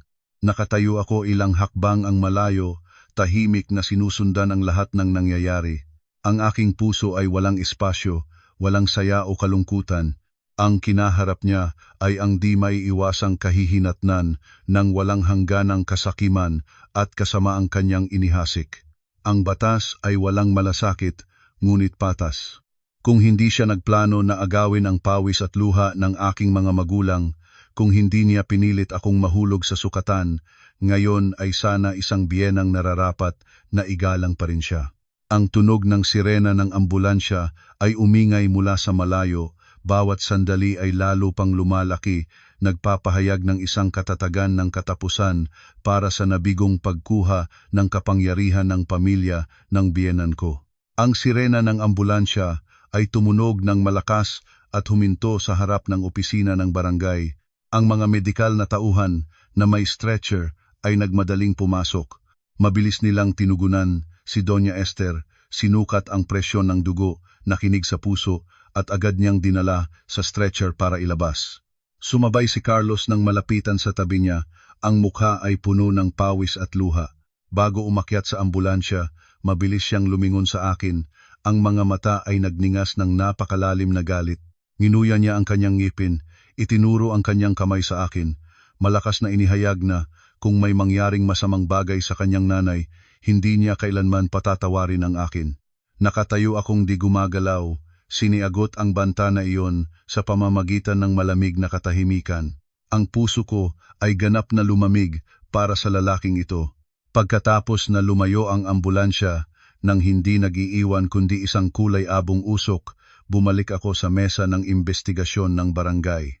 Mahinahon akong kinuha ang ballpen, matatag na pinirmahan ang aking pangalan sa ulat at sa resibo ng ari-arian. Pagkatapos ng lahat ng kinakailangang legal na proseso, magalang na nagpasalamat sa mga opisyal ng barangay para sa suporta sa pagprotekta ng aking mga lehitimong karapatan. Lumabas ako sa labas ng opisina ng barangay, huminga ng malalim ng sariwang hangin ng hapon ng Maynila. Ang langit ngayon ay maliwanag na asul, walang ulap ganap, nakabaligtaran ng kadiliman ng kasalang aking kasal na nagsimula lamang ilang oras na ang nakaraan. Nagising ako ng umaga ng ikatlong araw pagkatapos ng kasal sa loob ng aking sariling kondo sa Diliman. Isang malalim na tulog na walang panaginip, walang pag-aalala, walang mapagpantay na pagtuktok ng biyenan. Nag-istretsa at nag-relax, nagbigay sa sarili ko ng isang malamig na black coffee na may masarap na aroma. Ang sinag ng umaga ay dumaan sa pintuan ng balkonahe, nagtatampisaw sa mga maliwanag na berdeng dahon ng pananim na pinera sa baso. Ang payapang kapaligiran na ito ay mas mahalaga kaysa sa anumang peking matamis na salita. Kinuha ko ang telepono sa mesa ng salamin, binuksan ang lock screen, kaagad na bumagyo ang mga abiso tulad ng ulan. Ang icon ng Messenger app ay nagpapakita ng bilang na 99 plus na hindi nabasang mensahe. Lahat ay mula sa isang grupo na pinangalan ng Pamilya Reyes. Ito ang grupo ng malaking pamilya sa panig ng asawa ni Carlos, kasama ang lahat ng matatanda mula sa Tito Ernesto, Tito Raul, Tita Sita, pati na rin ang malalayong kamag-anak. Nang matapos ang kasal, masaya akong isinama ni Carlos sa grupo para makilala ang mga kamag-anak. Hindi ko inakala na ito ay magiging unang battleground pagkatapos ng kasal. Inilipat ko ang daliri ko at binuksan ang grupo. Sa pinakaitaas ng screen ay isang mahabang mensahe na maingat na sinulat ni Carlos at ipinadala ng mag-aalas 2 ng hating gabi. Ang mga linya ng mensahe ay nagpapaganda ng kanyang papel. Ginampanan niya ang papel ng isang masunuring anak, ng isang malas na asawa na nagdurusa. Lumikha siya ng isang kuwentong ganap na kabaligtaran ng katotohanan. Isinulat ni Carlos na ako ay isang babaeng mayabang dahil sa pera ng aking mga magulang, nagpakita ng kawalang galang sa biyenan mula sa unang araw. Sinisi niya ako na nagtatago ng sariling pondo, hindi ginagalang ang bahay ng kanyang asawa. Ang pinakamapagkukunan ng kasinungalingan ay ang aking pagsisigaw at panlalait sa kanyang nanay sa loob ng bangko, sinabing ninakaw ng biyenan ang kanyang ari-arian para mapahiya siya. Inilarawan niya ang pagkahimatay ni Doña Esther bilang patunay ng aking kalupit at kawalang puso. Sa dulo ng mensahe ay malakas siyang nagsumbong at nagpasalamat sa mga kamag-anak para sa kanilang pangunawa sa pag-aasawa ng isang mapanganib na dalagang manugang. Sa ilalim ng nakaawa na mensahe ni Carlos ay isang serye ng mga abuso at galit na mensahe mula sa mga miyembro ng grupo. Si Tito Ernesto, ang pinakamakapangyarihang boses sa grupo, ay nagsalita ng nagagalit.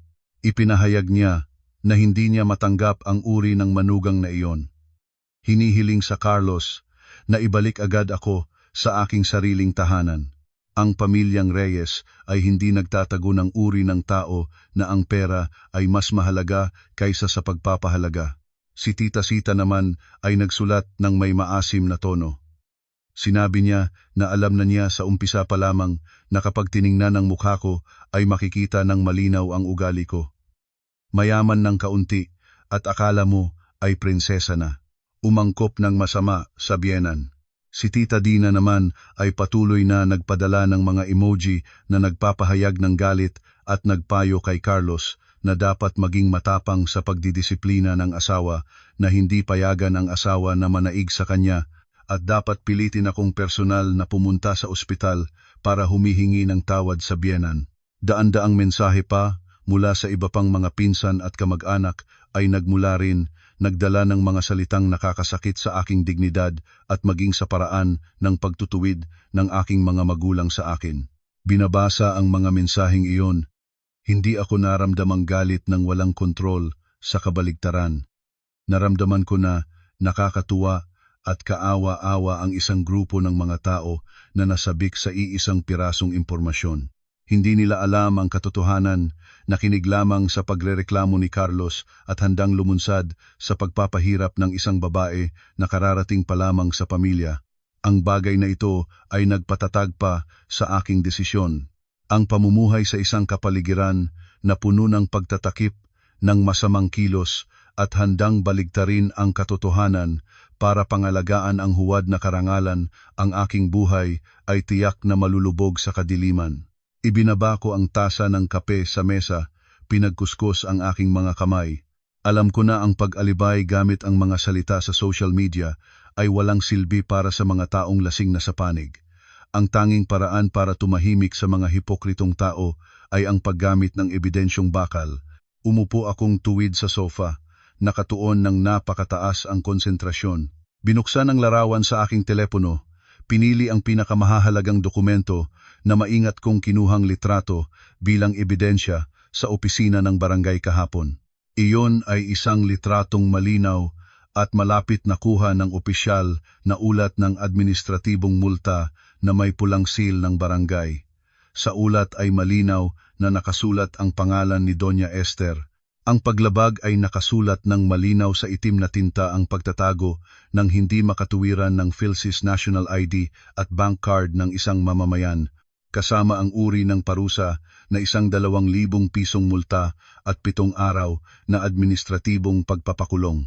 Ito ang pinakamalakas na legal na ebidensya, hindi maaaring tutulan o baligtarin ng sinuman.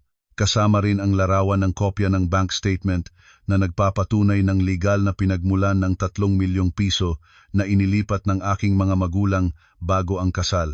Na-upload ko ang 2 larawang ito sa messenger group ng Pamilya Reyes. Pagkatapos ay sinimulan kong isulat ang isang mensahe. Ang aking salita ay matatag, malinaw, hindi nakabalot nagpapanatili ng respeto, ngunit kinatigan ang pagtitiis. Isinulat ko para sa mga tito, tita at lahat ng miyembro ng pamilya. Kinumpirma ko na ang katotohanan ay ganap na kabaligtaran ng sinabi ni Carlos. Ang 3 milyong piso ay pawis at luha ng aking mga magulang, ipinagbenta nila ang lupa ng kanilang mga ninuno para lang may pondo akong pananggalang. Ngunit noong umaga pa lamang ng kasal, lihim na pumasok si Doña Esther sa aming silid, naghalughog ng gamit at ninakaw ang aking bank card. Higit pa rito, itinago pa niya ang aking national ID, ginamit bilang kapalit para pilitin akong ibigay ang password at ilipat ang pera sa kanya. Ang pagkahimatay ni Doña Esther ay hindi dahil sa aking pagsigaw, kundi dahil sa matinding shock nang marinig niya ang desisyon ng barangay na magparusa at mag-utos ng 7 araw na pagpapakulong dahil sa kanyang sariling paglabag sa batas. Ang mga litratong ipinadala ko ang pinakamalinaw na legal na ebidensya. Iminumungkahi ko sa lahat ng matatanda na suriin ito ng mabuti bago magsalita ng may panlalait laban sa aking dignidad at sa aking mga magulang. Kaagad pagkatapos na maipadala ko ang mensahe, ang 2 larawan at ang aking mensahe ay lumabas sa screen. Ang grupo ng chat na maingay at puno ng galit ay biglang naging parang libingan, walang sinuman ang nangahas pang magdagdag ng anumang salita. Ang icon ng nakita ay patuloy na dumadami. Tinitignan ni na Tito Ernesto, Tita Sita, Tita Dina, lahat ay nabasa na, lahat ay nakita ang hindi matutumbasang ebidensya. Ang katotohanang nabunyag ay katulad ng isang sampal na lumabag sa mukha ng mga taong kakaagahan pa lamang ay nagsama-sama para laitin ako. Tiyak na nagtatawagan sila ngayon para hanapin si Carlos para malaman kung ano ang kahiyahiyang kaganapan na ito. Isang biyenang nagnanakaw ng ari-arian ng manugang na pinarusahan ng barangay, ito ang tunay na nagpapahiya sa angkan ng pamilya. Habang nananahimik ang grupo ng chat ng pamilya ng biyenan, nanginig ang aking telepono.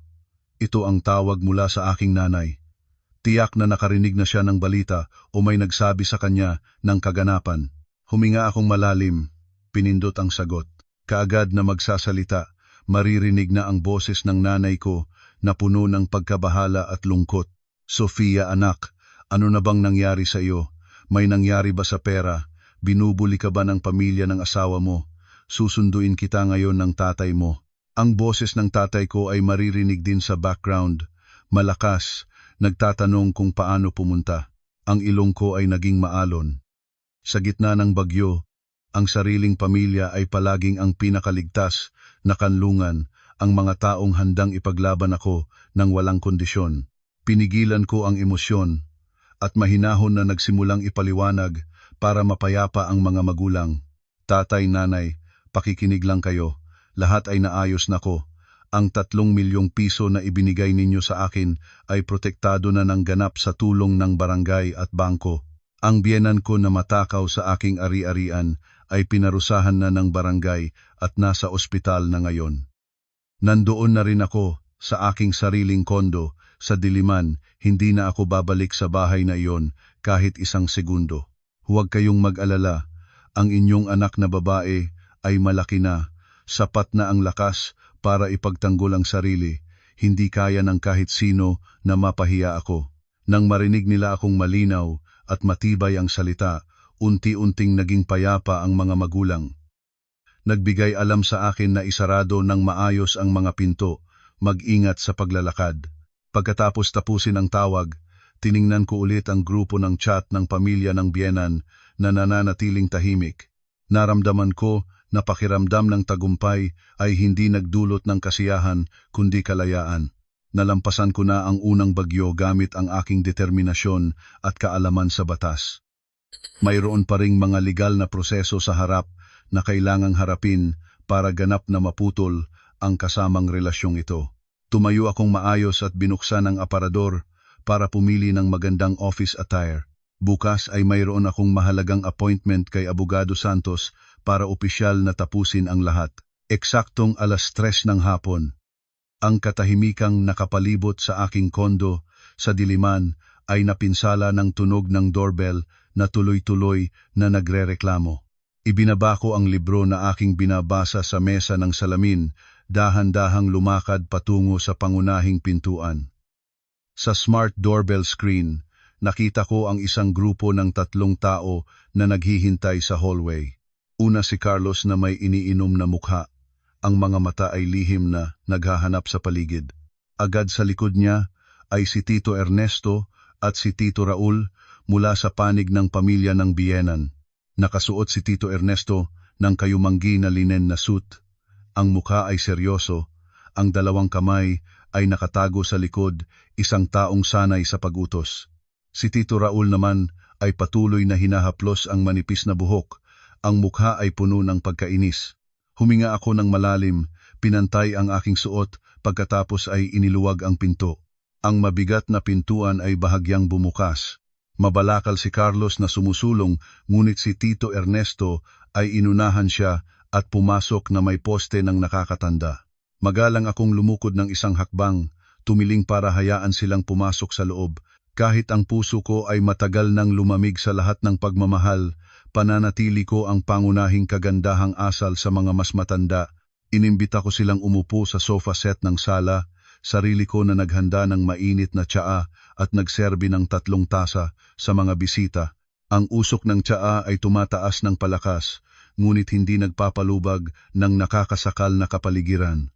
Si Tito Ernesto ay nagangat ng tasa ng tsaa ng isang higop, nagahem ng ilang beses, pagkatapos ay nagsimula sa usapan gamit ang malalim na boses na puno ng katuruan. Sofia anak, ang mga kutsara at tinidor ay may mga banggaan din sa iisa pang kabinet, lalo na ang 2 bagong kasal na hindi pa lubos na nakikilala ang isa't isa. Siguro dahil sa hindi pagkakaunawaan sa pamamahala ng pera ang nangyari. Ang biyenan mo ay maaaring kaunting maigting ang hakbang, ngunit sa huli ay nagmumula iyon sa pagmamahal para sa inyo. Bilang manugang, dapat kang matuto ng pagtitimpi. Ipagawa ang mga bagay ng tahimik sa loob ng tahanan.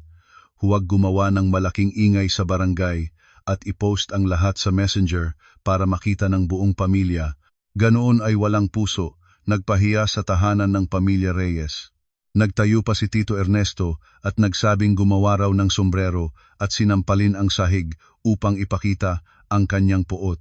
Nagsalita pa siya ng mataas na, binubuo ang buhay mag-asawa sa respeto at pagmamahal, hindi sa pamimilit. Si Tito Raul ng katabi niya ay sumasang-ayon rin, nagdadala ng mapiliting payo. Tama iyon, Sofia. Ang usapin sa pamilya ay lutasin sa loob ng pamilya. Pumunta ka sa ospital, humingi ng tawad sa biyenan mo ng isang salita para maayos. Pagkatapos ay gumawa ng liham para mabawasan ang parusa ng biyenan. Sinabi ng doktor na bukas ay pwede nang lumabas ng ospital si Doña Esther, ngunit paglabas niya, hihintayin na siya ng mga opisyal ng barangay para dalhin sa detention center para tapusin ang 7 araw na parusa. Buong pamilya Reyes ay nagpapanik at natatakot. Huwag kang maging bato, bawasan ang parusa ng biyenan mo. Si Carlos ay umupo nang nag-iisang nakakasama sa sulok ng sofa, ang mga mata ay puno ng awa na tinitingnan ako. Ginamit niya ang maawa-awa niyang boses para sa huli upang humingi ng awa. Sofia, pakiusap, nanay ay pumasok sa ospital na, kahit anuman ang kanyang ginawa, siya ay nanay ko. Pakiusap, pumunta ka sa ospital, humingi ng tawad sa nanay para sa ating kasal, para sa kapakanan nating dalawa. Pangako ko na hindi ko na pahihintulutan ang kahit sino na hawakan ang iyong ari-arian. Pakikinig ka sa mga tito at tita, sumama kayo sa ospital para sunduin ang nanay ng maayos. Habang nakikinig sa mapurol na mga salita na ito, ang ilaw ay isang mapait na ngiti lamang ang maikukuha ko. Ang mga matanda na nagdadala ng pamagat na matatanda ay ganap na hindi nag-aabala sa katotohanan. Hindi nila kailangang malaman kung paano ginamit ni Doña Esther ang kasamang paraan para nakaw ang 3 milyong piso. Hindi rin nila pinapansin na ang aking ID ay kinuha nang wala sa lugar. Ang tanging iniaalala nila ay ang huwad na karangalan ng pamilya na nasugatan. Tumingin akong diretsyo sa mata ng bawat isa. Mula kay Tito Ernesto hanggang kay Tito Raul, hanggang sa lalaking duwag na dating asawa ko. Ang aking determinasyon, sa tingin, ay nagpagusto sa kanila. Nagsalita ako ng malinaw, sunod-sunod at matibay, hindi nagbibigay ng kahit isang pagkakataon para makasingit. Tito Ernesto, Tito Raul, lubos akong nagagalang sa mga matatandang tulad ninyo, kaya ngayon ay binuksan ko ang pintuan at inimbitahan ko kayo na uminom ng tsaa. Ngunit ang inyong mga sinabi kanina ay hindi ko matanggap. Ipinapaliwanag ko muli ng isang beses ang parusa ng administratibong pagpapakulong at multa para sa biyenan ko ay desisyon ng pamahalaan bilang tugon sa kanyang paglabag sa batas. Kahit na gumawa ako ng liham ay hindi na mababago ang detention order. Ang gumawa ng kasalanan ay siya ring tatanggap ng parusa. Ang batas ay hindi isang laro na maaaring labagin ngayon at humingi ng tawad lamang bukas. Nagpatuloy ako, tumingin ng diretso kay Carlos na nakayukod sa hiya. At ikaw, Carlos, kapag ginagawa mo ang lahat dito at tinatawagan mo pa rin bilang hindi pagkakaunawaan, nang itinuro mo ang iyong daliri sa aking mukha at sinabihang pinipahiya ko ang pamilya, nag-isip ka ba sa aking kinabukasan? Nang i-upload mo sa Messenger ang mga kasinungalingan para laitin ako, nag-isip ka ba? Ang kondisyon sa pagpapanatili ng dignidad ng iyong pamilya ay ikaw ang sumunod sa lahat ng aking iniatas, huwag manghimasok na humingi ng tawad sa ngalan ng iyong nanay. Sapat na sa akin ang inyong mga salita ngayon. Si Tito Ernesto ay namula, tinampal ang mesa ng tsaa ng malakas, isang tunog na umingay. Nagalit siya at nagsabing, iniisip mo ba na dahil sa kaunting pera ay maaari kang mangaral sa amin na mga nakatatanda? Kung hindi ka magbibigay daan, ano ang layunin mo? Gusto mo bang ipiit sa bahay ang biyenan mo para maging masaya ka? Tumayo akong tuwid. Ang kilos ay kalmado ngunit napakamakapangyarihan. Ang kapaligiran sa sala ay naging napakatense. Ibinalita ko ang aking panghuling desisyon, isang desisyon na mabibigyang wakas ang lahat ng koneksyon sa mga mapanganib na taong ito. Hindi ko bababawiin ang ulat sa barangay. Ang desisyon ng administratibong pagpapakulong at multa ay makatarungang parusa na dapat matanggap ng biyenan ko dahil sa kanyang paghamak sa batas. Hinding-hindi ko aalisin ang anumang litrato o ebidensya sa Messenger hanggang hindi angkop na humingi ng tawad ang pamilya ni Carlos. At ang pinakamahalaga sa lahat, pinarito ko ang mga tito para ipaalam ang isang bagay, si Carlos at ako ay magdidiborsyo.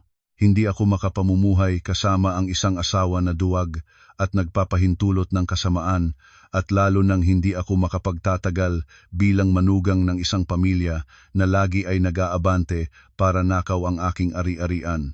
Napatigil ang 3 lalaki. Ang 2 salitang diborsyo mula sa aking bibig ay magaan ngunit may bigat na libu-libong kilo, nagtatampal ng mapanganib na hampas sa kayabangan nila. Biglang tumayo si Carlos. Ang mukha ay nagpapakita ng pagdaralita, nagtatangkang hawakan ang aking damit, ngunit mabilis akong lumayo. Sinabi ko na ang lahat ng kailangang sabihin. Ang aking desisyon ay hindi na mababago. Ngayon ay may personal na bagay akong kailangang ayusin. Humihingi akong huwag na ninyong ipagpatuloy ang pagbisita.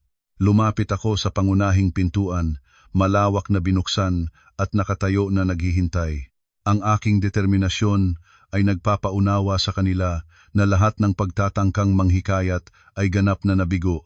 Si Tito Ernesto ay nagalit, malakas na huminga nang hindi tinitingnan ako, humakbang palabas. Si Tito Raul ay umiling, mainip na sumunod sa likod. Si Carlos ang huli sa lumabas. Ayaw-ayang lumampas sa pintuan. Ang mga mata ay puno ng huling pagsisising masyadong huli, ngunit hindi ko man lang kumulog ang puso. Mariing isinara ko ang pintuan, 2 lock ang binaling. Ang palabas ng pagpipilitan na magpayapa ay opisyal na natapos na ang kurtina. Kailangang palitan ito ng panghuling legal na labanan para maibalik ko ang aking kalayaan. Kinaumagahan ng ika-4 na araw, pagkatapos ng kasal, ang langit sa Maynila ay nagbuhos ng malambot na gintong sinag na nagpapahayag ng isang bagong simula. Nang mas maaga, kaysa dati ako nagising, maingat na naplansahan ang asul na dark business attire, maayos na tinali ang buhok at magaan ang makeup. Ang larawan sa salamin ay nagpapakita ng isang independyente, tiwala at puno ng determinasyon na babae. Kinuha ko ang itim na leather briefcase. Sa loob nito ay lahat ng ID, patunay ng bank statement at opisyal na pahayag ng barangay at mismong nagmaneho patungo sa isang kilalang law firm sa Ayala Avenue, Makati. Ang pupuntahan ko ay ang opisina ni Attorney Santos. Siya ay isang kilalang legal na eksperto sa larangan ng pamilya at ari-arian. Nagtakda na ako ng appointment noong hapon ng nakaraang araw. Pagpasok sa opisina na maayos na nakadekor at profesional, ang pag-aalala sa aking puso ay bahagyang nawala. Ang kanyang sekretarya ay magalang na nag-anyaya sa akin sa pribadong opisina ni Attorney Santos. Siya ay isang lalaki na higit sa 40, nakasuot ng greyong tailor-made na suit. Ang mukha ay maparisukat na nagpapakita ng katalinuhan at katatagan. Pagkatapos ng formal na pagbati, sinimulan ko ang buong detalye at organisadong pagsasalaysay ng lahat.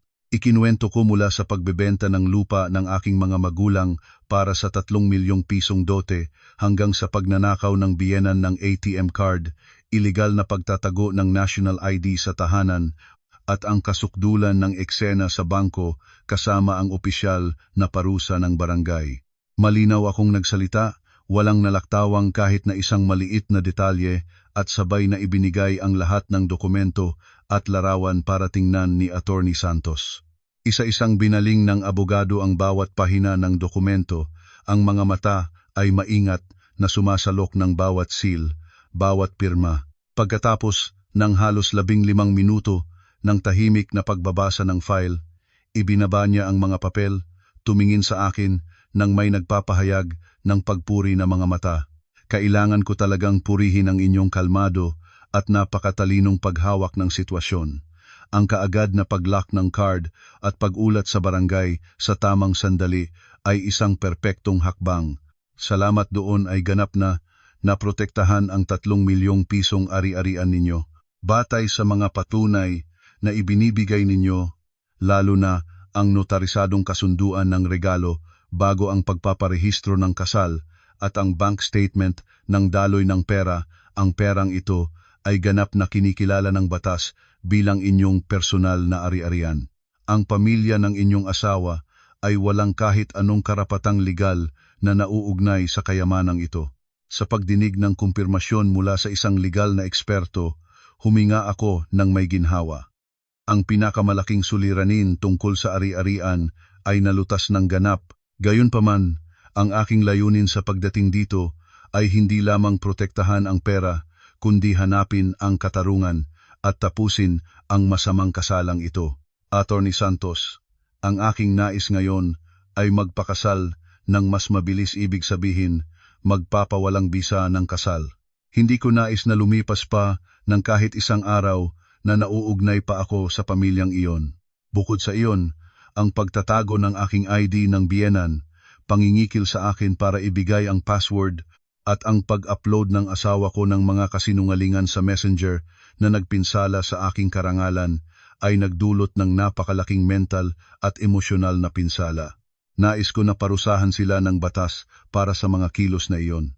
Tumango si Attorney Santos nang may pag-unawa.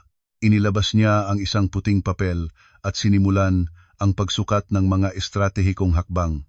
Para sa annulment, dahil kayo ay wala pang anak at walang naitayong joint asset sa panahon ng kasal, inirerekomenda ko na piliin ang legal separation with annulment batay sa psychological incapacity. Ang paraan na ito ay magpapaikli ng husto sa oras ng pagsasakdal sa korte. Gagamitin natin ang mga paglabag ng pamilya ng inyong asawa bilang kasangkapan para pilitin ang asawa na pumirma ng voluntaryong paghihiwalay agad. Itinuro niya ang ballpen sa opisyal na pahayag ng barangay, nagpatuloy ng pagsusuri para sa claim ng moral damages. Mayroon kayong matibay na legal na pundasyon. Ang kilos ng biyenan ninyo ng ilegal na pagtatago ng ID ay naitala na ng barangay at pinarusahan. Ang pag-post ng asawa ninyo ng maling impormasyon sa messenger group na nakakaapekto sa inyong karangalan at prestihiyo ay paglabag rin sa Republic Act 10175 o Cybercrime Prevention Act. Sa halip na mag-file ng hiwalay na civil case, inirerekomenda ko na isama natin ang claim na ito bilang kondisyon para sa kasunduan ng paghihiwalay. Maaari kayong humiling ng isang angkop na halaga ng pera para sa moral damages at attorney's fees bilang kapalit at hindi na kayo magpapatuloy ng karagdagang demanda. Ito ay isang napaka-maginhawang legal na pagpapalitan para sa inyo sa kasalukuyang oras. Maingat akong nakikinig sa bawat salita ni Attorney Santos at nakita ko ang talino sa estratehiyang ito. Hindi ko kailangang pahirap pa ang aking sarili sa matagalang civil case. Kailangan ko ng mabilis, tiyak, at malakas na resolusyon. Nag-isip ako ng ilang segundo at inihayag ang aking sariling kondisyon. Sumasang-ayon ako sa panukalang ito ng abogado. Hihilingin ko sa pamilya nila ang kabayaran na 150,000 piso. Kasama sa halagang ito ang moral damages dahil sa pagtatago ng aking ID, pinsala sa aking karangalan at bayad sa inyo para sa lahat ng legal na proseso. Kasabay nito, si Carlos at ang kanyang nanay ay kailangang publiko na hingin ng tawad at iwasto ang impormasyon sa messenger group na kung saan sila nag-post ng mga kasinungalingan. Ngumiti si Attorney Santos ng propesyonal, kinikilala ang aking determinasyon. Agad niyang tinawag ang sekretarya para magdala ng laptop sa opisina at personal na sinimulan ang pagbubukas ng kasunduan ng voluntaryong paghihiwalay at civil compromise agreement. Bawat salitang legal ay maingat na pinakinis walang butas, walang kahinaan para sa pamilya ng asawa ko na makalusot. Nilagdaan ko agad ang aking pirma sa bahagi ng asawa. Hawak ang makapangyarihang legal na dokumento, alam kong hawak ko na ang garantisadong tagumpay sa labanan na ito. Nagpasalamat ako kay Attorney Santos at nag-set ng appointment para sama-samang isakatuparan ang panghuling hakbang sa hapon ng parehong araw. Pag-alis sa law firm ni Attorney Santos, dumaan ako sa isang tahimik na restaurant sa Greenbelt para kumain ng tanghalian. Ang pagkain ay napakasarap. Naramdaman ko na ang katawan ay magaan, puno ng lakas, habang lahat ng plano ay umuusad ng tumpak. Sa hapon, para maiwasan ang pagkaabala sa pag-iisip, inilipat ko ang telepono sa airplane mode. Ngayon, nang lahat ng legal na proseso ay handa na, nagpasya akong direktang harapin ang mga nangangatal sa takot. Binago ko ang telepono pabalik sa normal, ikinonekta ang mobile data. Kaagad, ang telepono ay nanginig ng patuloy. Ang tunog ng notification ay nagpuno tulad ng mabilis na ulan. Ang screen ay nagpapakita ng bilang na nagpapabigla sa akin at napilitang ngumiti ng may paghamak. 56 na missed calls lahat mula sa numero ni Carlos at sa numero ng telepono ni Doña Esther. Kasabay nito ay 10 text message at voice message sa Messenger. Mahinahon akong binuksan ang message box para basahin. Ganap na nagbago ang saloobin ni Carlos kumpara sa araw na itinuturo niya ang daliri sa aking mukha at sinisigawan ako sa lobo ng bangko. Ang mga linya ng mensahe ay puno ng kahiyahiyang pagmamakaawa. Isinulat ni Carlos na sinabi ng doktor na makakalabas na ng ospital si Doña Esther ngayong hapon dahil stable na ang presyo ng dugo. Ngunit agad na paglabas sa pintuan ng ospital, ang mga opisyal ng barangay ay naghihintay para dalhin siya sa detention center para tuparin ang 7 araw na administratibong parusa. Ang buong pamilya Reyes ay nagpapanik sa matinding takot. Si Tito Ernesto at si Tito Raul ay nagsimulang pagsabihan ng mabuti si Carlos dahil hindi niya naipagtanggol ng maayos ang pamilya na pahiya ang pangalan ng Reyes. Nagmamakaawa si Carlos sa akin na makinig sa tawag.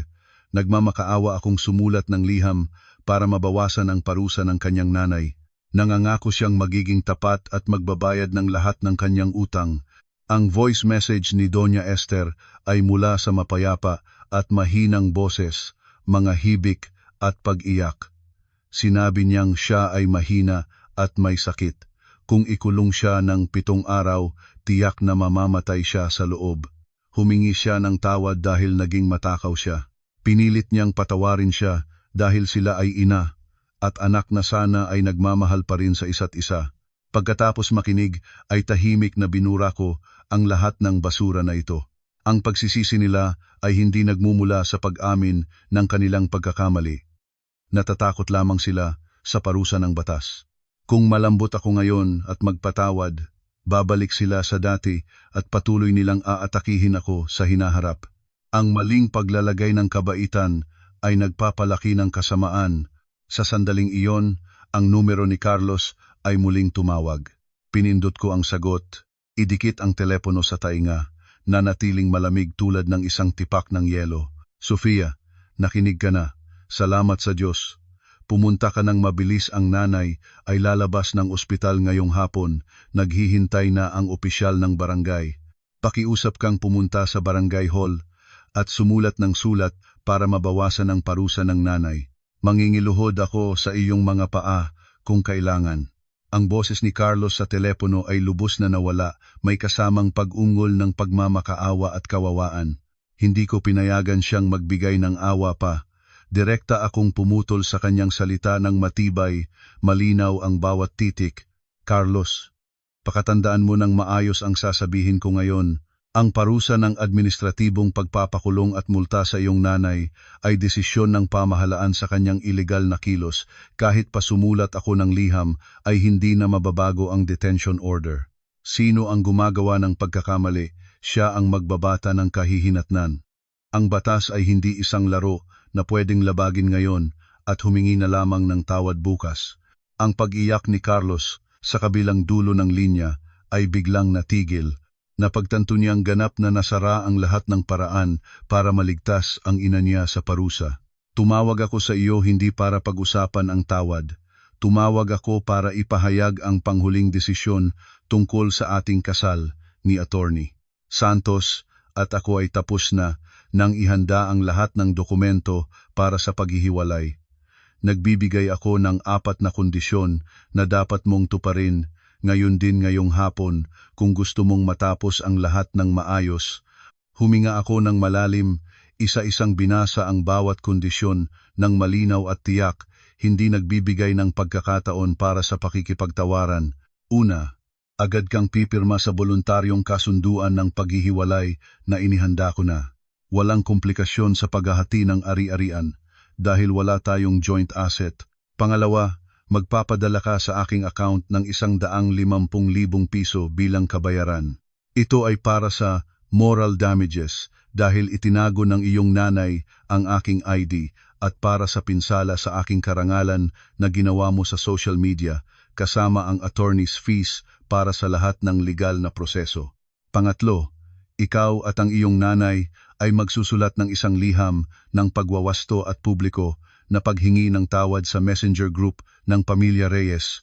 At pang-apat, ang iyong nanay ay dapat na sundin ng maayos ang 7 araw na detention order ng barangay, walang pagtatago o pag-iwas sa pagsasakatuparan ng parusa. Si Carlos ay nanahimik ng matagal, ang mabilis na paghinga niya ay narinig sa speaker ng telepono. Ang 150,000 piso ay hindi maliit para sa isang HR manager na may buwanang sweldo lamang. Ang publiko na paghingi ng tawad sa messenger group ay ganap pang susugpukin ang kahuli-hulihang natirang pagtatangkilik ng pamilya. Nagsisikap si Carlos na kumapit sa manipis na pag-asa. Sofia, ang paghihiwalay ay payag na ako, ngunit ang halagang iyon ay napakalaki, hindi ko makakayang makuha kaagad. At ang paghingi ng tawad sa messenger group, pupwede mo ba itong palabasin? Malamig akong natawa. Ang pagsasalaysay ng awa niya ay napakakatawa ngayon. Ang iyong pagpili ng kinabukasan ay ginawa ng inyong sarili. Nang ituro mo ang daliri sa aking mukha at tinawagan mo akong nagpapahiya sa pamilya, nag-isip ka ba sa aking kinabukasan? Nang i-upload mo ang mga kasinungalingan para laitin ako sa grupo ng kamag-anak, nag-isip ka ba? Ang 150,000 ay ang presyo na babayaran ng inyong pamilya para sa mga pinsalang ginawa sa akin. Bibigyan kita ng eksaktong 10 segundo para mag-isip. Kung sumasang-ayon ka, dadalhin ni Attorney Santos at ako ang mga dokumento sa ospital para pirmahan mo. Kung tumatanggi ka o nagpalawig pa ng isa pang salita, i-feel ko si Carlos Reyes ng kasong panloloko at magkita na tayo sa korte. Sa oras na iyon ang halagang kabayaran ay hindi natitigil sa 150,000. 10 segundo ang lumipas sa nakakapagod na katahimikan. Sa wakas ay isang matagal at mapagpabayaang buntong hininga ang tumunog mula sa kabilang dulo ng linya, dala ang ganap na pagbagsak ng talunan. Sumasang-ayon na ako. Dalhin niyo ang mga papeles dito sa room 402 ng ospital, pipirmahan ko. Ngumiti akong mapagtagumpay, pinataas ang tawag at nagpadala ng text message sa kinaroroonan ni Attorney Santos. Lahat ay handa na para sa pinakadramatikong pangwakas ng isang maling kasal. Mga 3:00 ng hapon, si Attorney Santos at ako ay pumasok sa compound ng ospital. Ang kakaibang amoy ng gamot ay bumungad sa ilong, nagdudulot ng pakiramdam ng pagkabigat na karaniwan sa gayong lugar. Direkta kaming pumunta sa ika-4 na palapag, lumiko sa hallway ng internal medicine ward. Ang room 402 ay lumabas sa harap namin. Sa maliit na salamin na bintana ng pintuan, nakita ko si Doña Esther na nakaupo ng nakakunot sa kama. Natanggal na ang tubo ng IV, nakasuot ng maluwag na hospital gown, ang mukha ay mapagod. Si Carlos naman ay nakatayo na tila nakasuko na habang nag-iimpake ng mga personal na gamit sa travel bag. Mukhang tapos na silang gumawa ng proseso ng discharge at naghihintay na lumabas para harapin ang nakabantay na opisyal ng barangay. Malakas akong kumatok ng 3 beses at pagkatapos ay determinadong itinulak ang pintuan. Si Attorney Santos ay sumunod ng malapit sa likod ko, hawak ang itim na leather case. Ang aming pagdating ay nagpatigil ng hangin sa loob ng silid. Si Doña Esther ay nagulat at itinaas ang ulo para tumingin sa akin. Ang mga mata ay nagpapakita ng puot na pinigilan ng takot. Nagmadaling humawak ng mahigpit ang 2 kamay sa gilid ng kama, umatras ng malapit sa dingding sa likod ng kama na parang gustong magtago. Si Carlos ay huminto sa pag-iimpake, tumayo ng tuwid, ang mukha ay maputing-maputi. Isa-isang hakbang si Attorney Santos, inilagay ang leather case sa maliit na inosing mesa sa tabi ng kama. Ang boses niya ay mahinahon, propesyonal, pumutol sa napakakatahimikang kapaligiran ng silid. Magandang hapon, Carlos, Doña Esther. Ako si Attorney Santos, ang legal na kinatawan ni Sofia de la Cruz para sa usapin ng paghihiwalay at kabayaran ng ari-arian. Ayon sa napagkasunduan sa telepono kanina, nagdala kaming kumpleto na legal na papeles. Hinihiling namin sa inyong kooperasyon para mabilis na matapos ito para maiwasan ang karagdagang legal na komplikasyon. Sabi niya. Inilabas mula sa case ang 3 kopya ng voluntaryong kasunduan ng paghihiwalay at civil compromise agreement. Maingat na ibinukas ang mga papeles sa mesa, inilagay ang isang asul na ballpen sa tabi. Itinuturo niya ang mga lugar na kailangang pirmahan. Hinihiling kay Carlos na basahin ng maayos ang bawat tuntunin bago pumirma. Lumapit si Carlos, ang kamay ay bahagyang nanginginig, kinuha ang papel para basahin.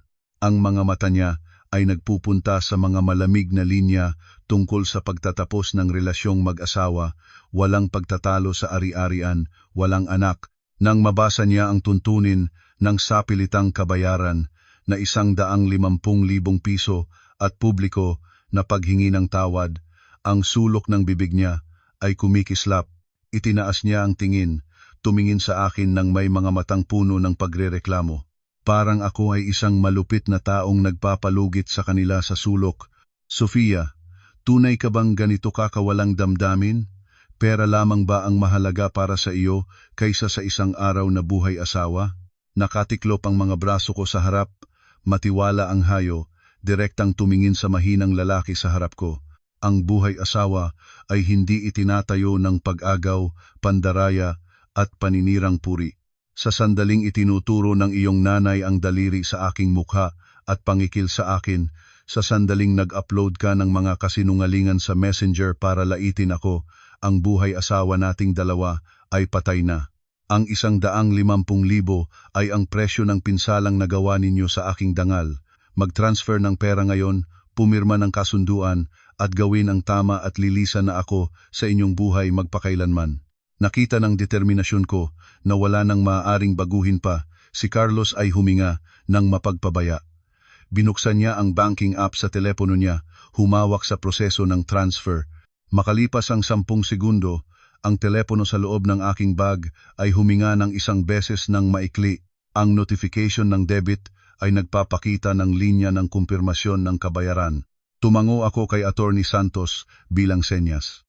Pagkatapos, kinuha ni Carlos ang asul na ballpen, mabigat na pinirmahan ang kanyang pangalan sa bahagi ng asawa. Isinulat niya ng maingat ang bawat titik sa kasukdulan ng kahihiyan.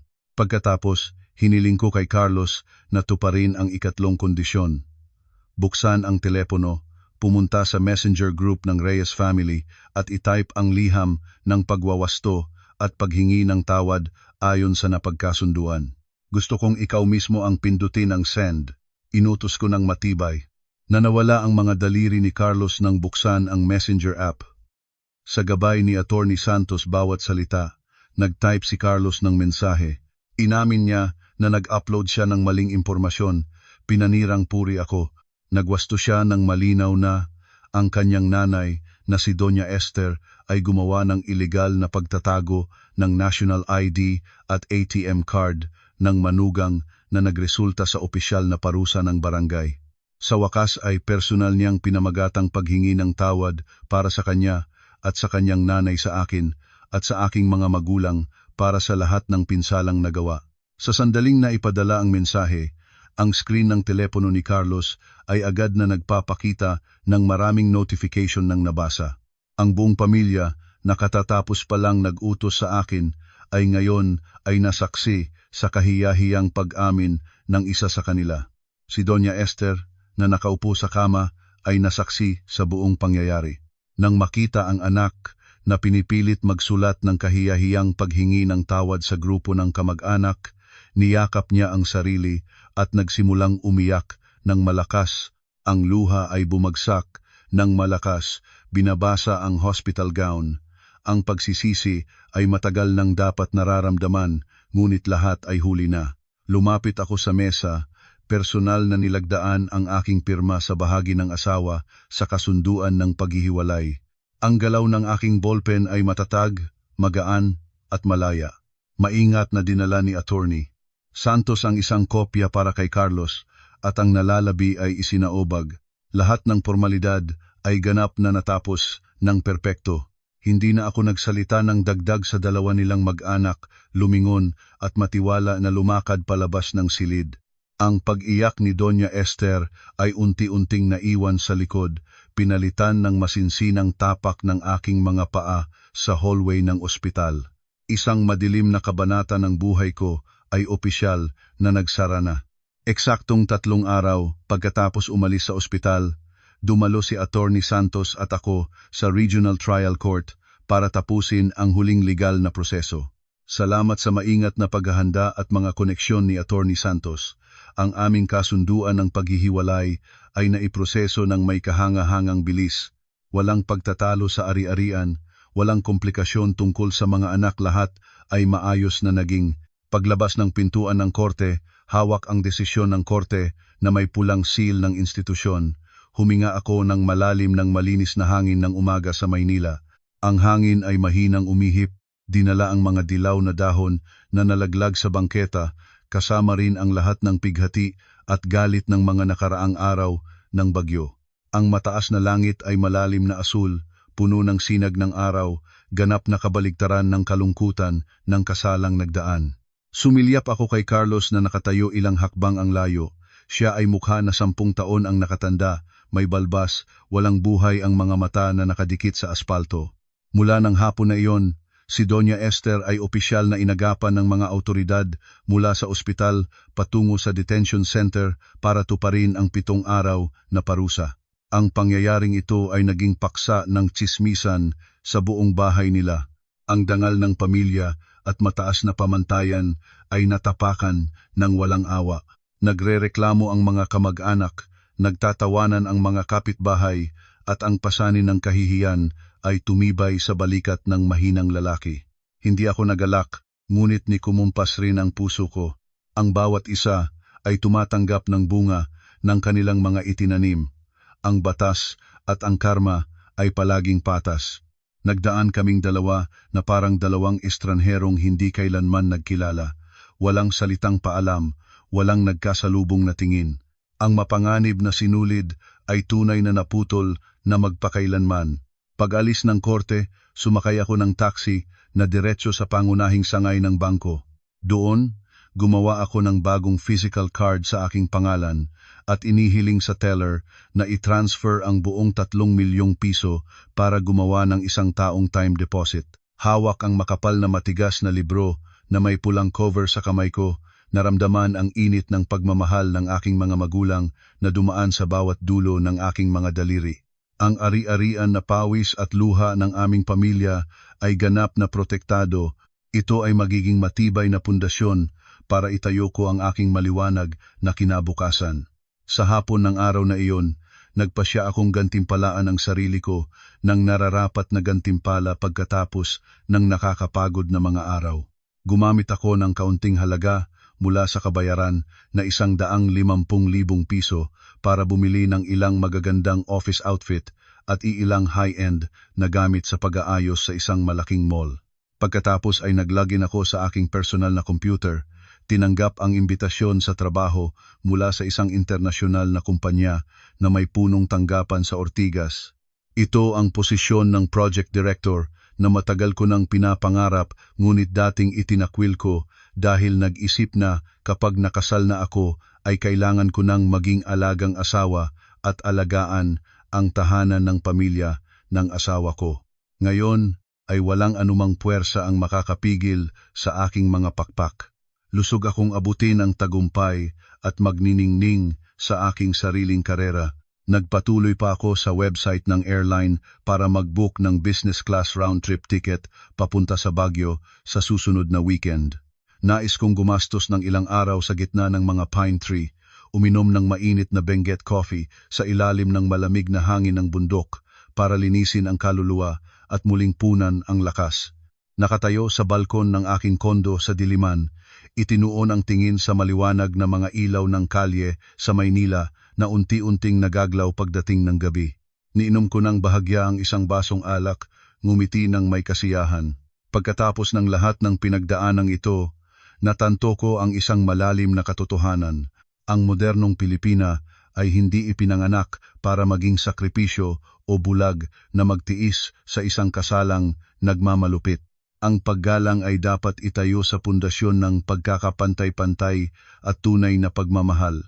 At higit sa lahat, ang babae ay dapat matuto ng sariling katiwalaang pinansyal, itaguyod ang kanyang sarili ng malalim na kaalaman sa batas. Kapag napilitan sa sulok, ang luha at pagmamakaawa ay walang kabuluhan. Tanging ang lakas ng loob, ang paggamit ng batas bilang sandata, ang makakaprotekta sa sarili, parusahan ang kasamaan, at makamit ang isang mapagmalakin at malayaang buhay. Narito na ang katapusan ng kwentong ito. Salamat sa lahat ng nakinig at sumama sa paglalakbay na ito. Kung makita ninyo ang bahagi ng inyong sarili dito, manatili kayo at tuloy-tuloy na makinig sa mga kwentong tunay at puno ng aral sa mga susunod na kabanata.